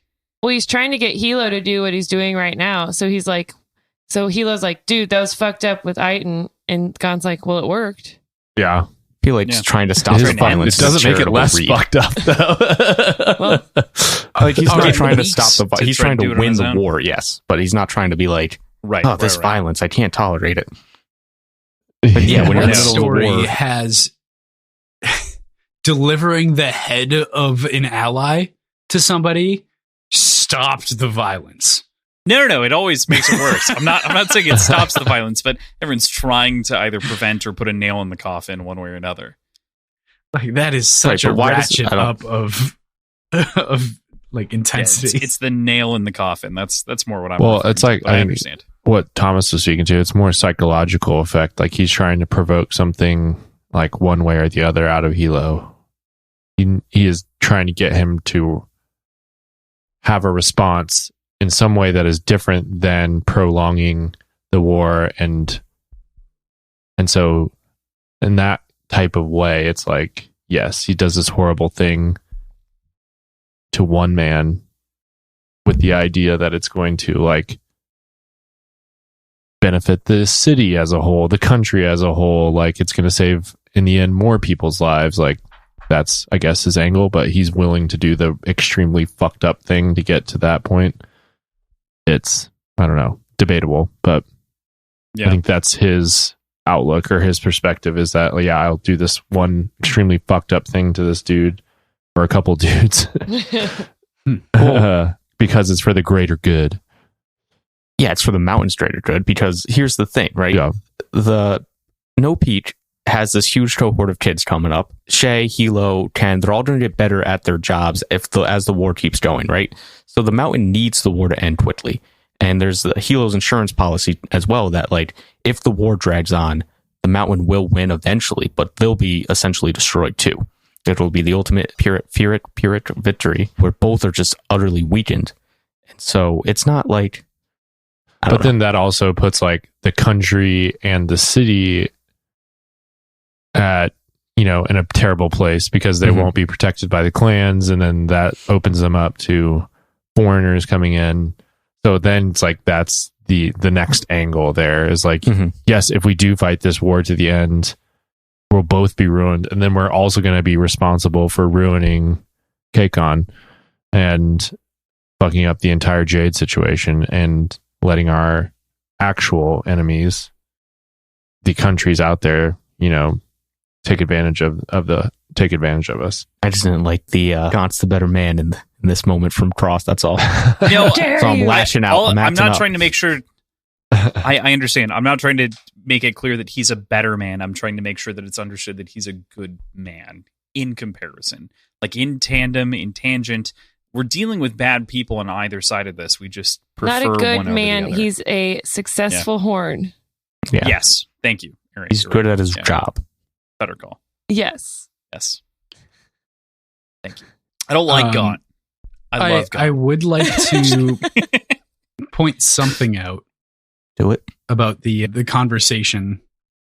Mhm. I guess maybe it's a little bit later on than this conversation, but when Hilo is asking for like a warrior's death and to be killed by, and I quote, another horn.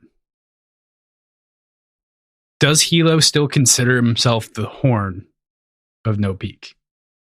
I think everyone does. Everyone else does. Gon says but it too. It seems to me that here Hilo does too. And that kind of cuts my argument earlier down at the knees of like he's acting as horn in the moments where he needs to because Maik Ken isn't there yet. It's a moment of intimidation, you know? It's a moment of like calling it out. I don't think it's as, but also who's to say like he was the horn and so he's demanding a For horn's forever. death because he was one. Yeah. Mhm. So, I mean, there's something to be said about both The of those. subtext of it, though, seemed very much like, I'm talking to you horn to horn here. Yeah. Mm-hmm. And for sure. Yeah. He's trying to provoke Gaunt into being the one distracted and fighting, you know? Yeah. He does a good job getting under his skin, though. I feel like, under his scary, scarred, sleeveless arms. Yeah. Should we talk about the duel? Not the duel, but Hilo kicking ass. You know, let's call it what it is. Yeah. Shake, shake, shake. The Talon knife. Talon knife. Finally getting described is so good here. A street weapon. That thumb that he can like flick up and like roll around his hand whenever he needs to, hold in different positions. Brilliant. Like a baton twirler in a band. It was good to see Hilo in action. I wish he would have even got a little more run before he got like overwhelmed, kicked down and overwhelmed. Yeah. But yes, it was great to see him in action. Seeing his steel. Mm-hmm. Yeah, that's a very interesting, like, and it's we're learning a new thing about Jade ability, that strength isn't just like your whole body or a whole region, but can be sort of pivoted all around like that. And that there's different facets. Someone brings their strength up and then he cuts low and severs his like how it tendon or whatever. Kind of like moves around. Yeah, so like Gaunt's is impenetrable, but Hilo's is just as notable for being very mobile, I guess. Yeah. Mm-hmm. One thing that, like, upon analyzing it a little bit, doesn't make a ton of sense to me. They very intentionally didn't let Andon, like, take the Jade from Hilo when they were practicing because they didn't want to go through the, like, withdrawal and, like, the ups and downs of it so often, because that takes a lot of energy out of you. And that's an extreme case, very obviously, because like it was so much Jade that he was dealing with. But Talon knives, weapons that are imbued with Jade, inherently and by design, the wielder is going in and out of control of that amount of Jade. And like it's comparably a lot smaller amount, but I'm curious how that works. And if they experience some sort of fatigue from like wielding and like dropping their Talon knives in and out of combat. Probably. I don't know. I think it's pretty easy to read that against like at Andon's perspective of an exaggerated version of that, right? Like he is getting so much more. So there's something to be said about like it heightening in that moment and then withdrawing, but it's not that big of a withdrawal, so they can manage it. But yeah, I think to your point, I think that's real. I think that's totally what it is. It is a cycle that they kind of go through where it's like it heightened in combat in the moment and then put it away. You don't need to draw it again. So it's not like you would draw a Talon knife before a fight that often. You would draw it when you need to fight. You wouldn't hold it to threaten someone. You'd have it on your hip. But would you grab it if you need a heightened perception and need just a little bit more of an edge? Right. You would.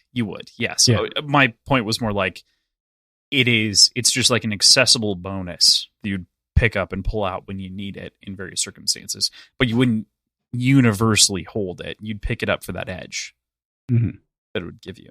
Sharpen it. Okay. Do we know if Moonblade also had Jade in it? Yes, the Moonblades traditionally do have Jade Okay. in them. I don't remember. Can't Is the find it. Moonblade I believe like it's cited as. samurai sword? Is that what we're thinking? It's more, yeah. Yeah. That's what I was getting out of that. Yeah, so the Moonblades do also have socketed jade stones in them. Yeah. Oh, man. The way that Andon melts these guys down into just a pile of mud. It's great. Nice. You. All right. The Check out last thing sounds. I have for this chapter is obviously Andon the Green God. We see him a bunch. Talked about it a bunch. Do we think anyone else should have done something similar to this? Or is it just because of that? Is it our An heritage that he has from his mother's side? And then his Aspenian sensitivity to it, and his as Hilo even says early on in this book, he's going to be a Greenbone out of legend once he puts on his jade.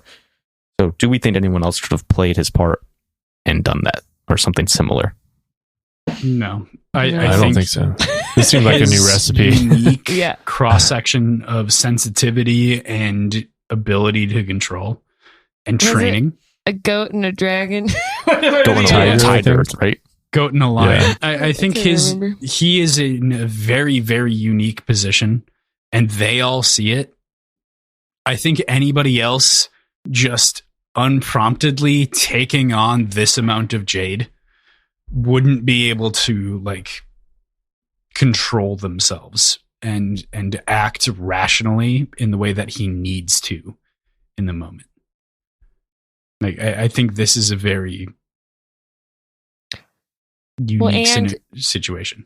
He wasn't suspicious because they all know the relationship that he has with the calls. Mhm. And, they would have been watching if one of the Maiks was there. They would have been Right. suspecting he would do something, but Andon, it made sense that he was there. So even without the awesome power and cross section that worked out really well for everyone, he also played the part just as a little brother, without Jade. So no one's worried about him. It couldn't have been even if there was another student that was as good as Andon, it would have been weird if that person was there, Right. Well, this just seems like something that's not really been touched on before, any Greenbone, it doesn't seem like, Yeah. I don't know, they're out there Testing. snuffing out lives like this. Yeah. I don't know. This seems like a new Monster. level. Yeah, a new level of power. Green Goblin. I drew the Spider-Man. comparison to Palpatine, and this is Lightning the most fingers. intense version of Palpatine that you could imagine in some ways. I call him Lightning Fingers. You saw Lightning Fingers at Comic-Con. I did. I sent you a picture. Sheev? Really? Is that Malcolm McDowell? Oh no, it was It was just someone dressed wasn't it? somebody is dressed up as him. Palpatine. Yeah, Ian. Yeah. Yeah. Ian McDiarmid or something like that. Ian McDermott. Yeah. All right. Last question from me about this chapter. Seeing how everything played out, what the plan obviously was, do we think this was the right decision from Hilo to put Andon in this position? I think he didn't have a choice, but I think, like I've said, it totally fucked him up. I was gonna say, in It hindsight, kind of ruined Andon. no, it was the wrong decision. But what else? I mean, what else was he Leading gonna do? into it, great decision. I was fully on board. I think even given that Andon hangs up his jade in the moment, I think it was still the right. I think this is the only way, conceivably, No Peak survives this instance. Yeah, exactly. If Hilo goes there with anybody else, there's suspicion. If he goes there with nobody, he just dies. Yeah. Nothing good And comes out of it. Either way, the clan falls. Between a rock and a hard place, right I there. think so. And I think it really, it is I think it's Andon's sacrifice to a certain degree, at least in what we know so far. I think Andon's coming back at some point, but we don't know that yet. We're at the end of the book. He's gone to the dark I think side. this is Andon's swan song to a certain degree of wielding Jade. And it allows No Peak to continue surviving. So I don't think it was a mistake. I think it was the only option, and Andon, despite not dying to it, is still collateral. Yep. Had to do it, but it's just unintended consequences. Right. Nobody could have seen this coming. No, right, it's just exactly. I think it's just like you had to go in and do this. Nobody knew Andon would like killing but people nobody so much. knew that Andon was going to turn into a Jade god. Like, Right. Murderer. That escalated quickly situation, you know. Yeah, quickly goes a step too far. Oof. All right. Well, that's our climax. We go into chapter 55. Not finished. After the violent confrontation in the Twice Lucky, we return to Andon in the hospital, being nursed back to health over the course of a week. Hilo is drained but alive after the confrontation and tells Andy of the success he's brought to the clan. He also informs him that he's been taking Shine to wean back his fever and to bring him back to life. Yeah, There's a quote. shine against your will. What the fuck? Yeah, there's definitely something there. I think that is like this involuntary doping is definitely in question. But did the doctor have to do it to keep him alive? They kind of imply like think to so. get his That's what I fever think. down. They had Right, to do yeah. it. I think Hilo Hilo's could way have done a too better chill. job. With Jade. Sorry. I'm sorry. No, I'm sorry. No, go for it. No, I was just saying Hilo is way too relaxed about Shine. He's like, it'll be fine. Everyone, Is he though? it's not a big deal. I don't know. Just take it, Andon. I didn't really get why Andon was freaking out about it. It seems like a pretty normal thing. Well, it's not Aaron, though. I'm- It's not a normal thing. That's why it's like, why is he so chill about it? I'm totally on your side, Aaron, with this. Yeah. That's where I was going with this Like, too. It felt yeah. so weird that Hilo was so nonchalant about the fact that they had been dosing him with Shine. Despite like the idea that maybe this is a life-saving measure, he had that information that Andon was broken up about the idea, about the secret that he was holding, that Lon had been taking Shine before his death. Like it could have so... I think that if Hilo approached this situation with more respect to what Andon had like expressed about his feelings about Shine, it could have totally like changed the course of the rest of this book. Yeah, just have more understanding. Like, it's not even just about the Shine. It's about like Andon's trying to confide in Hilo and be like, I like really want to, I hated killing him, but I want to do it again. You know, he's trying to like, he's guilt ridden and he feels, you know, he's in this like severe withdrawal. He has like no serotonin left in his body. And he's like, I don't care about anything. And Hilo's just like, it's kind of like a, I don't know, big brother type of reaction. He's like, you'll be fine. It's fine. Like, we all go through it. You'll get over it. So yeah, I read that two ways. I was like, kind of like big brother reaction where you're right. Like, shut up, he's just trying to crying. make him feel better. Yeah. Stop crying. He's trying to like in one way comfort him in a way that's like probably not the best way for Andon particularly, but he's trying to comfort him. And then it did seem to me like the way he was talking about it, like this was like kind of a regular thing that this doctor seemed like he was in control of. And maybe I just trust the medical situation too much. And that's me being naive, but We just, when we first learn about Shine, it's like a bad thing and nobody uses it. And then now all of a sudden it's like, it's fine. I thought that was more like culturally based. They didn't use it just because like they want to be pure, you know, green bone type people. But Either way, it's like, why Yeah. are they all of a sudden cool with it? They It's- do it's- mention that sometimes in situations where a greenbone is sick or wounded, they'll use Shine as a means of like propping them up until they're back on their feet. But it's not super clear, and it's like a one sentence thing, but otherwise it's pretty condemned within the community. Yeah. I definitely don't want to speak down about the medical connotation that you guys are talking about and picking up on or anything like that. But shine in its own right, as we see it, is counter to the notion of greenness, right? Which is this thing that's kind of flaunted in front of us, is like the capability to like have this power and to be able to be the right person to hold the power at the time. And so for Andon, I think in this moment, being weaned on shine means I'm unable to handle this. Yeah. I took too much, and I know that I took too much, and that complicates things as we see the end of the story. Especially with his like emotions about his mom and stuff. Okay, I can see that more. Yeah. Right. So it's not about like just like nursing him back to health so much as it is this picture of, you know, it kind of like I'm makes not actually green. Yeah, it makes all his worst thoughts about himself like true in that moment. Right. It's so, I agree, but it's so obnoxious that he thinks that, because he went from 0 to 100, which like he's a sad everyone boy. knows That's what sad boys do. you can't do, you know? Right. Yeah. Also, I mean, like literally, You can't just... Totally agree.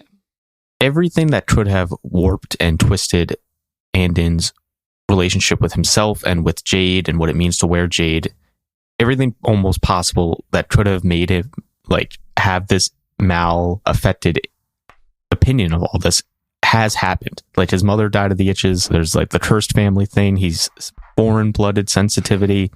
He's gay in a culture where that's not super accepted. Like he's not a call and name. Like he doesn't feel like he fits in anywhere. And then like all these other extra things keep happening to him that seem to reaffirm that and his doubts in himself. He's this misplaced puzzle piece. And I think that is epitomized in the quote that he has very early on in the chapter, where he says to himself, Jade. It was just as the penitent said. Jade was divine. It came from heaven, and it could make men into gods. Andon licked his parched lips, wondering where the jade was now, when he would get to put it back on and feel that way again. And suddenly he wanted to cry. Just this whole like very depressing picture of like, when do I get it back? This addiction. Oh yeah, instant addiction. And he doesn't like that he doesn't like himself as a jade fiend, jealous, murderous person, you know, which is, so he's equating all this jade to the like worst parts of himself. Mm-hmm. Like he says, he's like envious of Hilo. He's not like, oh, I hope Hilo's okay. He's like, give me your jade. It's Golem-esque in its own way. Yeah, that was this overwhelming desire. Yeah, it was that Bilbo Baggins moment where he's like, eyes bug out there for a second. Right. Lived in my turned pointy nightmares as a child. When I saw that in theaters, I was like, that is my number one fear. How dare you? The one that got me was in Return of the King when he's like devolving. That's what fucked me up. At that point, it was 10. Fuck you. I'm younger was than you. 7. I saw it when they were. I saw them when they were out. I know. I get it. But anyways, I think yes. we were like 13 or 14 when Return of the King came out. that's not true. It came out in 2003. You want to know why I know? Because you love Lord of the Rings. Is it 111 Oscars? No. Yeah. Okay. Because it was the last time I went to the movie with my stepdad. Anyway, cool. That seems like there's some other stuff that needs to be unpacked there. I have that date stamped in my head. That'll be the Angel's cut. Sorry, it was the second to last time. The cut, last time was Dad. watching. Yeah. Cut. Yikes! I don't know what's going on here. Yikes. Anyway, the only other thing that I had to say inside of this chapter is the fact that they did win back all this territory. This surge led to them like reclaiming a lot of the territory that they had lost and holding on to territory that otherwise they didn't think that they would maintain. So it now seems to be on a much more even playing field between the two clans going forward, which is a victory to celebrate. Big time. Just shows you that Gaunt was really holding things together over there for the mountain. Yeah. Well, and the top fists and fingers got death rayed by Andon's lightning fingers. And they were like, holy shit. No Peak has a god on their side. What are we little gonna baby do? god. What are we gonna do? There is some there's just this note of I don't know if it's fully irony, but of the way that this book approaches Andon and Gaunt's relationship in the beginning, and then seeing that also lead to his demise very directly, in the way that Gaunt appreciated his power and his family, and saying that a lot of this was very unfortunate. And the Call family also acknowledged that as unfortunate, but they believe that it was the differences between the Mountains and the Calls. I think the Mountain was a little bit more compassionate than Call Sen was in the time and in those moments. And I don't know, there's something to be said about that relationship and Andon and Gaunt having respect for Andon. That is why this all is able to happen to begin with. Mm-hmm. As a little kid, and then shortly thereafter a god who snuffs out his life through his impenetrable steel. Scary. Yeah, that's it. That's why I don't like high schoolers. Teenagers scared the living shit out of me. Is that I would review that song bad. And now this is fair use. My Chem. How? Oh, okay. It was less than 3 seconds. That is fair. Chapter 56, Graduation Day. Andon arrives at Academy grounds for his graduation ceremony, and rumors of his role at the Twice Lucky have leaked out to classmates who greet him in a way reminiscent of fingers greeting a fist, which unnerves Andon, who has already been having a difficult time adjusting to his life following his actions at the Twice Lucky, his family's Jade legacy, and everything else that seemingly alienates him from those around him. Ultimately, he panics and rejects his graduation Jade, which infuriates Hilo, who tries to convince his cousin to accept the Jade, and after they talk, eventually tries to take the blame for Andon's fears. But when Andon remains steadfast in his convictions, Hilo excommunicates him from the clan, causing Andon to flee, eventually arriving at Lan's grave, where Shay comforts him. So, not a good look for anyone. This was tough. Except Shay. I was pretty disappointed in Hilo. Shay did a good job. Yeah. Mama Bear Shay. Big sister. Yeah. Andon. Probably should have just got through it, right? I don't think he should have been there. He wasn't ready. They should have kept him in the fucking hospital. I mean, we accept the Jade on his behalf. That's a good point. He clearly proved himself. Why are we forcing him? He's clearly unstable at the moment, and you can't just prop him up on Shine. Yeah. I don't think he should have been there. Mm-hmm. Could things... But I think that's a good point. I didn't consider that. Communication. This is just a classic case of where I would love for Andon just to be a little tougher. Less of a little piss boy like Cross. Yes. I was getting water. I'm about Hydro homie Cross. Could things before Andon has to cross the stage, could things have gone worse for him to get his mind settled and ready for Jade? He's got everyone treating him like a fist, alienates him. He's not about that. His boy Lot out here giving the weird ceremonial oaths going on. There's that whole relationship there, and then he's not having a good time. Yep. Again, this could all be fixed if Hilo listened to him in the hospital and was like, you know what, buddy? How about we take it easy? Right, but when you're in this society that's so there's you're this clan that has to keep up appearances. And Andon's reaction to the Jade, it's he clearly has PTSD, and he just literally went through a war scene, and he's they're pushing him way too hard, too fast. And I agree with you too, Ben. He could have just gotten through it maybe, but I mean, he's completely broken at this point. Have some compassion. You're actually not like Hilo. I do. I just also think that we can ask a little bit of him, like of him to not be such a baby boy bitch all the we time. already asked a lot of him, and he proved that he wasn't a baby boy bitch when he killed Gaunt Ash. He also, I mean, so he could have rejected the Jade, done that whole thing like he did, and then once Hilo comes in, it's like, hey man, I fucked up. We can do this better. He could have pretended to accept the Jade then, and then after Hilo gets a chance to calm down, maybe try to reapproach him and be like, we tried it your way. I can't do this. But I would say his conviction is being very brave and not bitch boy. I think it's so interesting to call it. Conviction is so close to what I would actually call it. I'm gonna let PJ jump in because I have so many I've got a lot of thoughts on this little bit. But PJ, I would call it conviction because of the way that he tackled it. Because he very easily could have done exactly what Shay did. He could have accepted the Jade and then given it up and sworn it off. I think the main problem though was he couldn't even touch it in that moment. He was like, but he wouldn't have keep me away from Jade. It's within a box. He wouldn't have to touch the Jade at all. He just doesn't want to accept it and take it on as his own.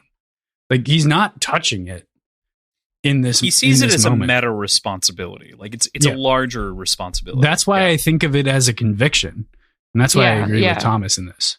Yeah, he sees it as the snowball of him becoming the Green Goblin again.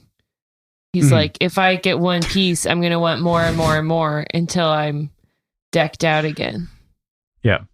Is this Andon with a giant green goblin on a glider photo? Yeah. So now we need Andon in whatever adaptation to be played by a Willem Dafoe. Yeah, a CGI modified Willem Dafoe. No. Throughout his life. We can do that, right? Because he takes after the spinny inside. So it'll be fine. Okay. Oh boy. I do agree with the sentiment that you shared, which is that it is kind of a conviction, but I feel like it's also it is a conviction, but I can also understand the immediate shame of the moment from Hilo's perspective and from the family's perspective, right? Mm-hmm. There's an inherent shame. It is conviction, but with conviction comes the consequence of everyone else's ire in this moment of being embarrassed and shamed by this family member stepping down during graduation, during a moment in which you receive something really important that you've been fighting for a long time, even if you denounce it, which Shay has done previously, which is why I think Shay's conversation in the end is so well done and so well executed, is she understands the why. But I have a very tough time with this because it's also like drawing a boundary line, which I think is an important thing to do. But on the public stage as the equivalent top of your class, last person to be announced, number one in the clan, number one biggest fan, the dude who ended the war. Well, the dude who killed. I mean, just once again, have some fun, Andon. No, I mean, maybe just enjoy it. I get why he doesn't want to have fun. His mom died of this shit, right? He's traumatized for many reasons, including what just happened to him. So I think the common comparison Ben, is being when you've got family addiction. Too much like Hilo. Right? I agree with you, Aaron. I feel like it's if you have family addiction, you're afraid of falling into those same footsteps in various components and capacities. And so he's evaluating everything he does based on those parameters and doesn't understand that just because you flirt with something doesn't mean you fall into it. But he's had that experience of falling into what he imagines it to be, which is Hilo's fault in the end in the last chapter. Ultimately, or 54, ultimately. He got overexposed. So, I don't know. It's tough. I think that Andon could have handled it better. At the same time, I think it would be less Andon-like to have handled it better. And he's still a kid.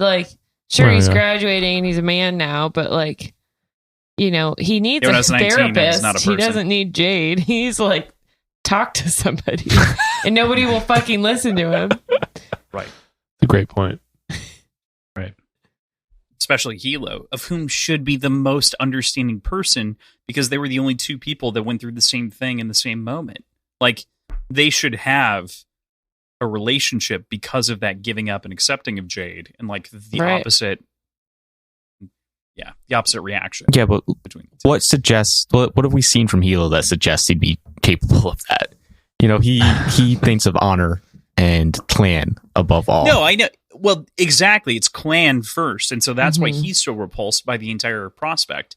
Is because he's like, this brings shame to the clan. You were my brother. You agreed to these oaths, right? And so, like, this is step by step. Like, this is shame to the clan. The clan is the only thing that's loved me my entire life. And so you are denouncing the clan and me in turn. Right. I'm just saying, like, if we give Andon a little caveat, totally he fucked up because that's who he is and his capabilities only allow him to reach etched conclusion. It's the same thing for Hilo. I think that's the important thing, is to realize that both of these characters are correct on their own trajectories of the way that they've been treated in their lives and the way that the lives have treated them. That's the tough part, is reconciling that. And both fuck up. Like, both do not handle this correctly at all. Right. I would say I would give Andon handles it better. Yeah, I think Andon gets a 4 out of 10, and Hilo gets a 2 out of 10. I think maybe a like 1. It's bad. Maybe a 2, because he does try. He does at first try to be like, damn, I fucked up. But then he extends one bridge and then quickly bends and folds. Yeah. But. So I can see, like, in the future, like, Andon becoming either a bad guy because of this scenario and Jade fevered or whatever, or I can see him coming back and being back in the fold only because of Shay's understanding and relationship with, like, Shay's the only one, like, holding him there at all. Like, Hilo's just, like, pushing him away with his brute, conviction. Nature. Yeah. So hopefully Shay can tickle him back in. Yeah, bring him back into the fold. And Shay's like, immediately like, no, Hilo, it's his decision. Yeah. Like, she immediately stands up for him. Yeah, like which makes sense, being the one that has left the clan. Yeah. Like, it makes sense for her to be the one to stand up for Andon's decision here. And I think this is a more, like, feel like this is probably the way that Shay would have done it had she had that courage to begin with. Instead of, like, going through graduation and then hanging up her Jade. Despite what it's done for her now, I feel like this is the path she would have wanted to take before. Maybe Gerald talked her out of it. Take your Jade off. Fucking Gerald. Put the man down. But yeah, because I think Gerald is the inciting incident. I think Shay's really the only person in Andon's life right now that is showing any real understanding. So I hope he can, like, and she even apologizes, at the grave site. Like, I'm sorry I didn't listen to you. Like, because now she knows about the shine. So Andon's been alone in a lot of stuff. So it's good Shay's there.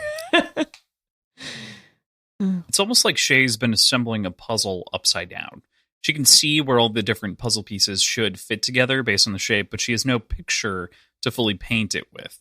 And so she's been trying to piece everything together with these two people that have not been telling them complete truths for so long. And so now she feels some kind of shame for that. And I think that's so wrong for her. But I can understand her empathy in the moment, or sympathy. Mm-hmm. I think one of the interesting things about these sections is that we don't get anything from Shay's perspective, which would be the sort of oblique kind of tragedy of it all, because she believes that could have been done differently or better as the weatherman. So we kind of get that from this moment with Andon. But yeah, you feel good on that one, Thomas? Yeah, I feel like that's all. Like, we hit it organically, well rounded. Okay, job by us. All right. With that, the final mainline chapter of the book, chapter 57, Forgiveness. After receiving a letter from Doru urging her to flee Keikon, or at the very least have a backup plan to escape, Shay burns the letter from Doryu in contempt of his poisonous words. We return to the Twice Lucky, where the Call family is gathered for the 7th day brunch service. Hilo and Shay share a conversation about forgiving Andon before Mr. Une gifts his severed left ear. Glenn agrees again to repair the Twice Lucky, much to the relief of the staff, just like happened back in Chapter 1. Poor Mr. Une. I loved that part when he was like, I was like, why does he have a bandage on his head? Yeah. I feel so bad for Mr. Une. It's so brutal. It is brutal. It's a terrifying moment. Like terrifying is the wrong word. There's something about this that I was again shocked by rereading it, in the idea of like delivering the ear. And we heard about it before. It wasn't a new thing. It was just shocking in the moment because Mr. Une was loyal, but was forced by Gaunt to not give up Making his life, squid balls. basically. And so then he lost his ear because he chose not to die. That's just such a brutal thing for Mr. Une as a character arc. And I love how Hilo just like picks up the box. Get fucked. Yeah. Hilo picks up the box like, thanks. Thanks, dude. Cool. I'm going to eat these squid balls now. Yeah, after it's like, I'll just set that. this over here. Appreciate that. Good to have you back. So while yes, I agree with this, the way that we've been talking about it, at the same time, the way Hilo addresses it makes it pretty clear that in the eyes of the clan, what Mr. Une did was a slight. And Hilo refers to it as a mistake. He made a mistake when given like really horrible choices. Mm-hmm. So in that respect, in this context of like how they're interacting, it's very much dependent on the history and the way that clans and lantern men interact with each other, I think. I was surprised by the use of the term mistake in this, but kind of going over all of it and the way that Mr. Une reacts and cutting off his ear as tribute and like repentance based on how this culture is built, I think it makes sense. Yeah, it's not that it doesn't make sense. It's just that it is extreme from the outside. Oh, right? for sure. Like it is. This is crazy from our perspective. For sure. But yeah. Do you think Mr. Une cut off his own ear, or do you think he made someone else do it? And he did it. I think he took the same knife that he cuts the squid balls with, the squid up, and he just Dice. sheared it, real quick. Into a box. Dice. Slip, and got it. And like separated it, because it's kind of, if you think about the ear as you cut it, I'm not going to do that, but it's kind of, it's got Gross. that I think he just cartilage. went that way. Yep. Yeah. I think he either did it with himself, or if he's married, he did it with his wife. Nah. But I don't think he sexy. like had his staff do it Okay. for him. All right, pitch. We often in the show, we talk about adaptation, right? This is a great moment of adaptation. How would this be adapted in the moment? Flapping I think- door with like seeing him and his wife like cut it off. I don't think you can The see it. perspective, or I think it diminishes the impact if you see it Yeah, before if you he hands wouldn't him see the him. box. sure. I would agree. Do you see his wife walk in and then do it? Or like, there are a couple of ways to frame the scene. I'm just wondering if you think that like, Do given we the see- impact that we're talking about right here. We could see the full scene after Yeah. giving the box. Right, for sure. What I'm saying is like leading up to the ear, do we see her walking in and like picking up a knife and like him standing there and then the ear afterward? You need to set it up a little bit. Or do You we can't see just him blindly trying to go. do it and like trying to amp himself up to do it, and then his wife come in and do it for him? He takes the order panicked, potentially, Okay, I went too deep on this one, but as someone No. who loves the idea of adaptation and loves this shit, that's how I would do it. I think Is what happens not necessarily is the flapping door, but so you think he did it like you want to see before and right after. before that, right before he brings it out. In the moment. Oh, interesting. I thought he did it like Mm. shortly after No Pete won, and he was like, our He's boys so are coming bandaged. I feel like they would have made a point to say that it was like freshly bleeding and like still wet. Sure. If it like, I feel like this was done a while before. Yeah. Okay. Yeah, I think he did it in preparation. Poor Mr. Une. Great squid Aaron balls, looks though. so unimpressed with us like diving into this. I was unimpressed with us. Okay, so moving on from that, this is there's something to be. I love the moment in which Shay lights the letter on fire, right? So like she is like, fuck you, fuck your attempt at like giving me an out. I'm not out, I'm in, as she had solidified before in the quote that I'd read previously. This is just that moment. It's that line in the sand. She's pro-clan through and through and is done with the forgiveness that she tried to extend this man, of whom didn't deserve it in the first place. And we knew it, but this proves Doro's still alive, running around. Mm-hmm. Yeah. Where is he? Where is he? Okay. Should she have burned the letter? Should she have used the envelope? Full CSI investigation. I want to know where this was stamped. I want to know, hand delivered, right? No stamps, I guess. I just feel like maybe there's some opportunity to figure this out. We need a little sleuthing. Need her to go mind hunter on this. Doru, though, would have covered his tracks. I don't know. That's how they got the Unabomber, But Doru is better than the Unabomber, is what we're suggesting. Maybe. We don't know that. She burned the letter. That's how they got BTK. Yeah. Would be maybe, they say, like, here's the residues from this specific area of Kacon. I don't know. I don't know if they have that technology to do that. That's the more important question to me. But now we'll never know, Shay. Now we'll never know. But I like what you said, Cross. She's like, I'm not running. Like, she's in it now. Like you said. This isn't a consideration. It wasn't before. It isn't now. Now that things have changed, even with Andon and Hilo and the way that things are going, it's fully in. No question. Yeah. So moving back to the meal that we talked about a little bit, I find it interesting, again, that we're presented with the fact that Khal Sen wasn't always a bad guy from Shay's perspective, given that we have so many varying perspectives, on the man. In these last moments with him out to dinner, even though he's not being as bad as he's been, what are our kind of final thoughts on Khal Sen? I don't know if we can take Shay's perspective at face value, because she has a pretty unique, like, positive interaction with Khal Sen her entire life.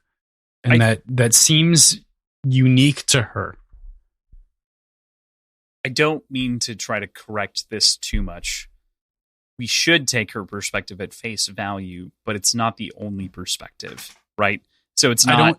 I guess my point is that doesn't indicate truth about who Khal Sen is. Yes, exactly. Right. There's the complexity via perspectives, but it's not that her perspective is wrong. It's just that it's different, right? Because she had a different relationship. Yeah. I think, like I said before, we should roll him out into the. Dump him. Dump him into the docks. I think we're good. No, I think he's at this point. It's just like, okay, Grandpa. Like, I just think, it's crazy old guy over here. He's a fully rounded him. human being. He's got faults. He's got complexities. He's treats some people well. He treats others like shit. Like, we all do that type of shit. So I don't know. It just speaks to. And now he's a grumpy old racist. Who his character is. Yeah. So it's like, don't meet your heroes. He's the torch of Kikon, but he's also an asshole. And he was also a nice guy to Shay for a long time. But he also probably covered up a pedophile. So. Yeah. Definitely did. Totally a thing. Proven cover up. Doesn't mean that he didn't do good things, but he also he's also done a lot of not great things. Yeah. And we've got to take him for the whole human being that he is. Right. Yep. What do we think about, and given this is the last full chapter that we get, I'm curious what you guys think about Hilo's health. Obviously, we've seen Lon go through a similar, not the same, but an interesting This was concerning. Type of sickness. What do you think? He got fucked up. Yeah. Bond 2.0. I'm a little worried about him. But he didn't take like the same type of like Jade blow internally. Yeah. His is more like mortal or wounds of the flesh and all the stabbings and kicking and bleeding out. So he probably won't be as, limber as he once was, and he'll be a little more sore, but I don't know. I don't see it as a direct parallel to Lon. Ben skeptical, scratching his chin. I was worried. As is PJ, picking at his mustache. You're such a helophile. What do you think? It's not a bet. I'm wondering where your minds are at going into the next book. Like, I think Hilo is in such a strange place because I don't think Hilo expected to be alive several times over now. Mm-hmm. And I think his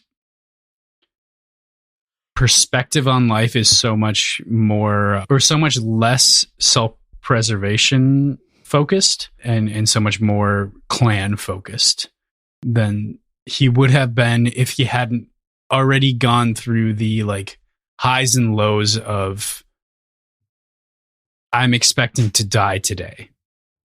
And he's done that several times. So I think it's very hard to predict what Hilo will actually do going forward, but I think it will be not in a self-preservation focused way almost ever from now on.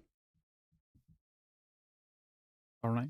Following that up, where is Andon in post of the conversation with Shay? Where do you think he is? Is he in KCON? Is he somewhere else?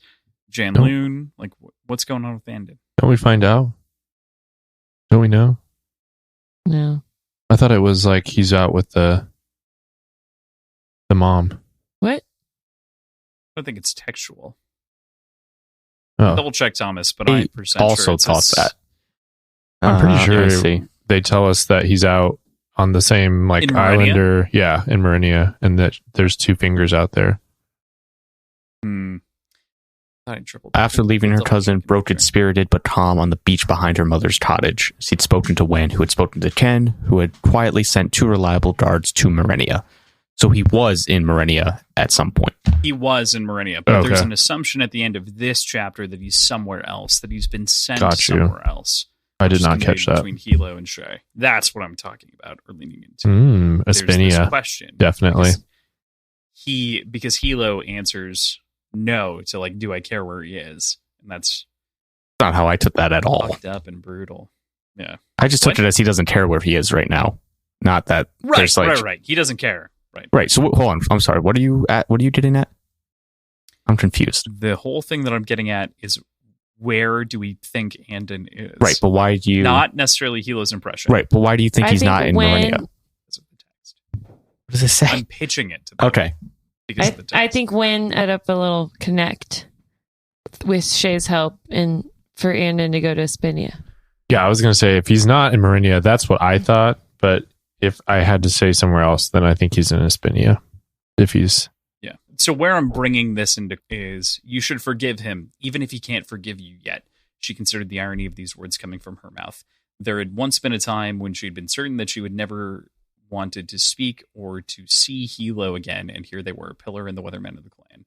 She hadn't been able to get Hilo to acknowledge any mention she'd made of Andon, and sure enough, her brother did not look at her or reply to his latest attempt. Shay kept trying. So she hadn't been able to get Hilo to acknowledge any mention she made of Andon, and sure enough, her brother did not look at her or reply to this latest attempt. Shay kept trying. It was early yet. Lon had told her that after she left for Espinia, Hilo hadn't spoken about her for 6 months. Do you want to know where he is? Whether he's somewhere safe? She at least made arrangements for that. No, said Hilo. Yeah, and then the next paragraph we did the Marenia thing. So I'm just saying I took that as summing up the ball. Sure. Summing up the ball. That's not a thing, but yeah. This feels like it's a fair question. I was just macro kind of argument. Right. I'm not arguing. I was just confused and trying to understand. Yeah. All good. It felt like we know he's in Marenia, but do you want to know what hotel room he's staying in versus what city on the planet is he in? Like, those are kind of... Do you want to go see him? Sure.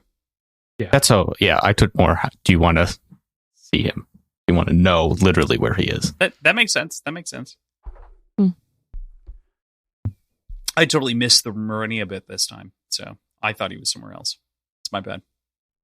Cut around that. I do love the full circle moment of returning to the Twice Lucky here, right? This idea of we began in the Twice Lucky, we conclude the story here is just so excellent as we sit down and have these squid balls, even if it's with an ear on the table and with everything else that's transpired. It's excellent. And this final note that we really ended on is this idea of Shay's ambition for one clan having shifted from Ite's goal to her goal, potentially in the backdrop of what she wants, is wonderful and fascinating as it sets the stage for the next book.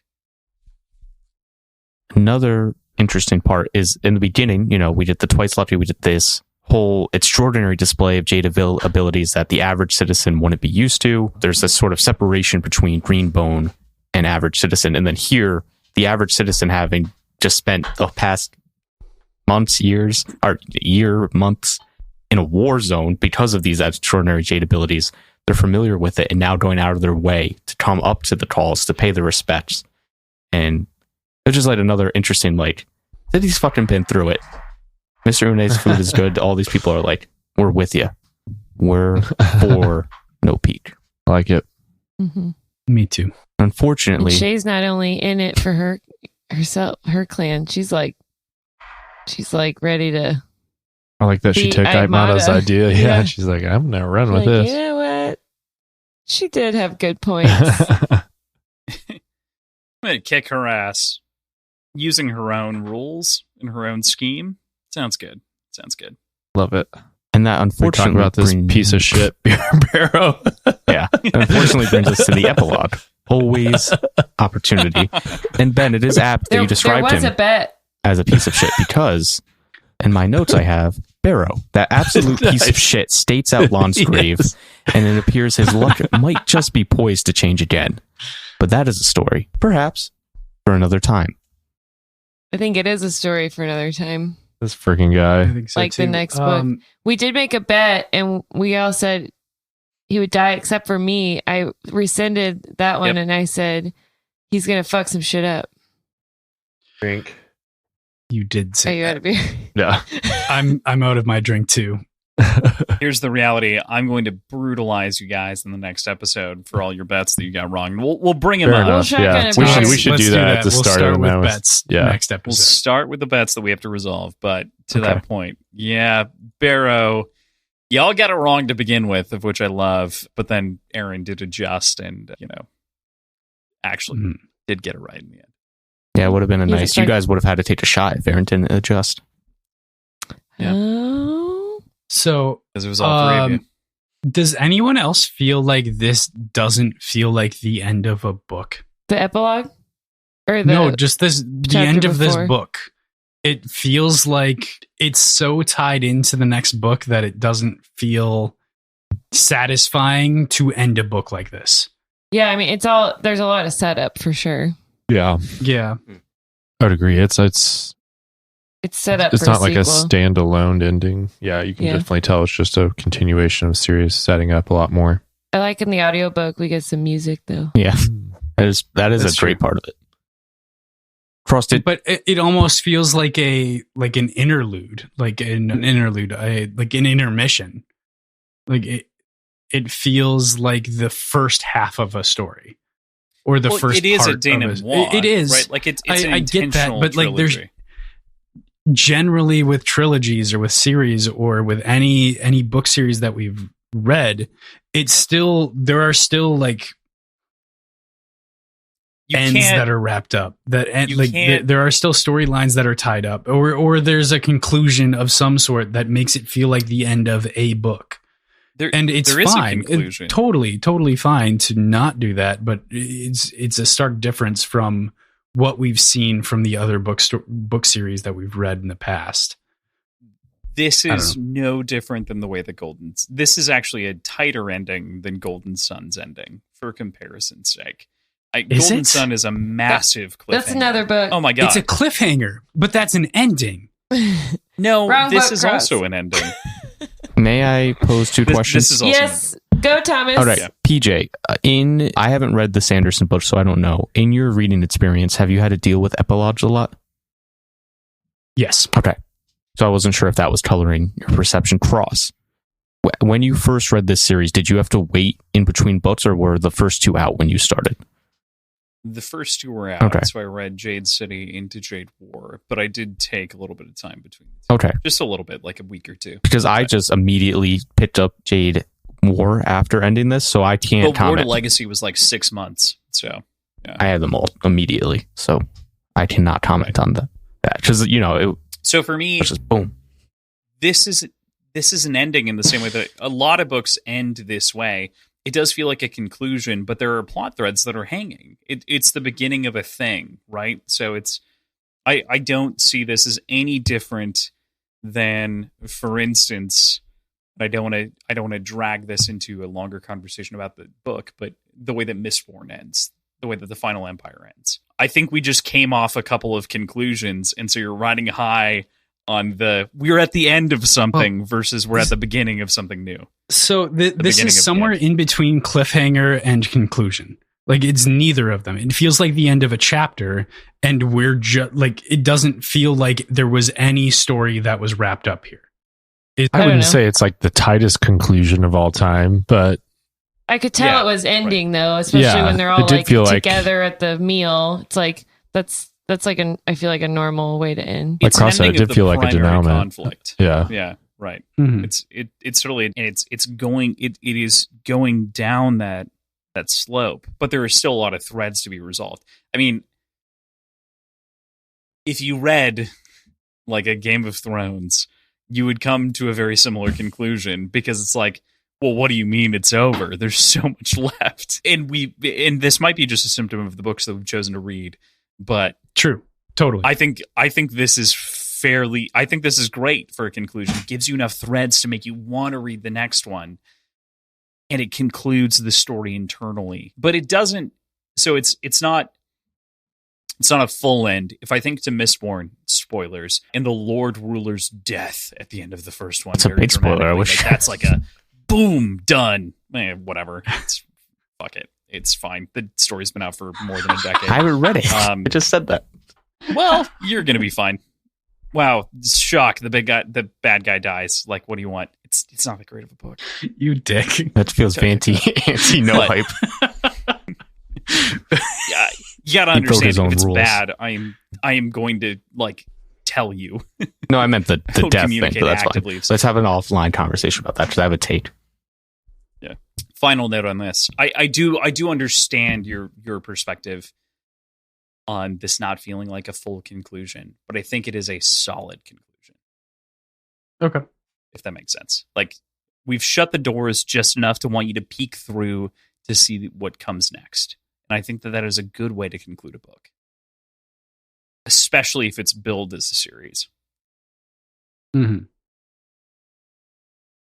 So I guess in that respect, were this book and the next book, at least, or this book and all three books, written simultaneously, or was this written to be the end and then time was taken to, like, after the release of this to write the next one? So it's tough to say based on publishing timelines, but this was envisioned as a trilogy to begin with and was skeletoned as a trilogy, right? Okay. So the series had a longevity post, but in a very different way, and we haven't talked about this at all, but the First Law was written all at once, and Mistborn was written all at once, the original trilogy. And so those stories had kind of a scripted idea of like where it was going, and then editing like got it into shape.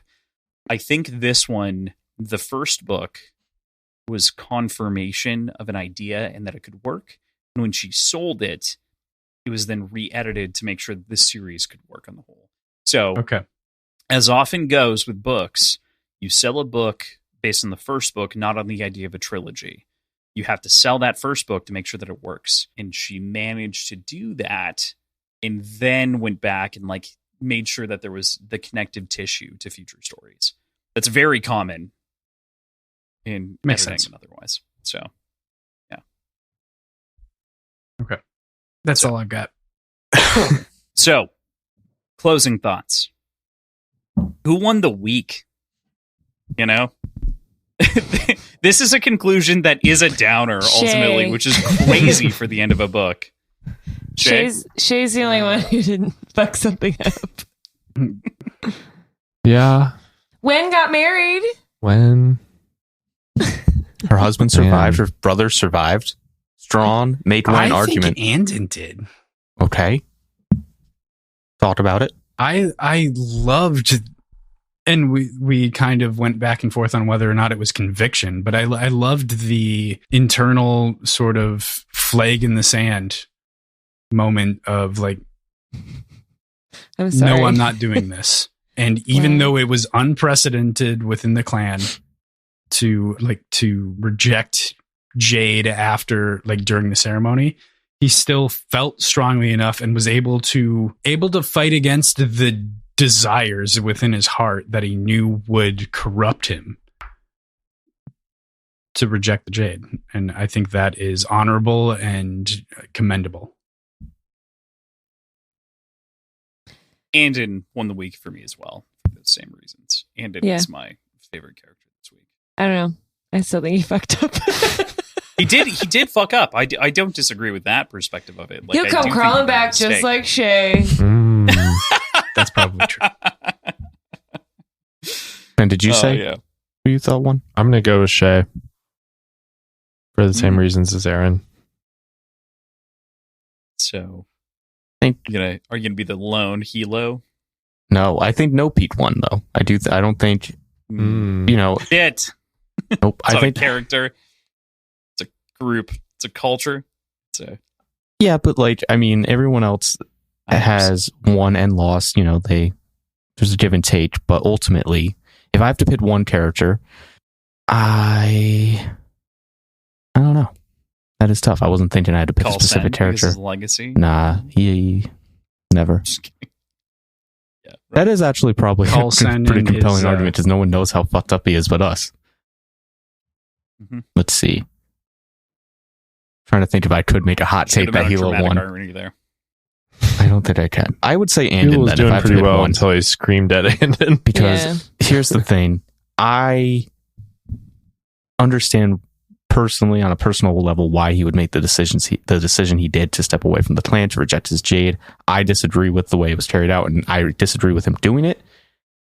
But that decision and to stand by it, knowing full well what it represented and how poorly it reflected on him, and how we know how much he agonized over upholding the tall lineage and making them proud.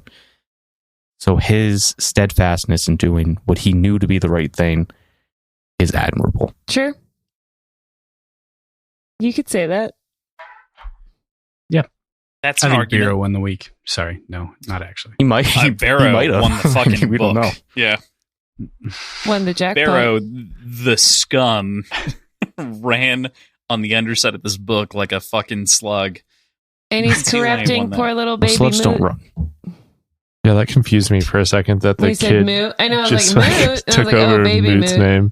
I was like, oh yeah, we need a baby Moot situation on that. Oh, baby Moot. Oh no.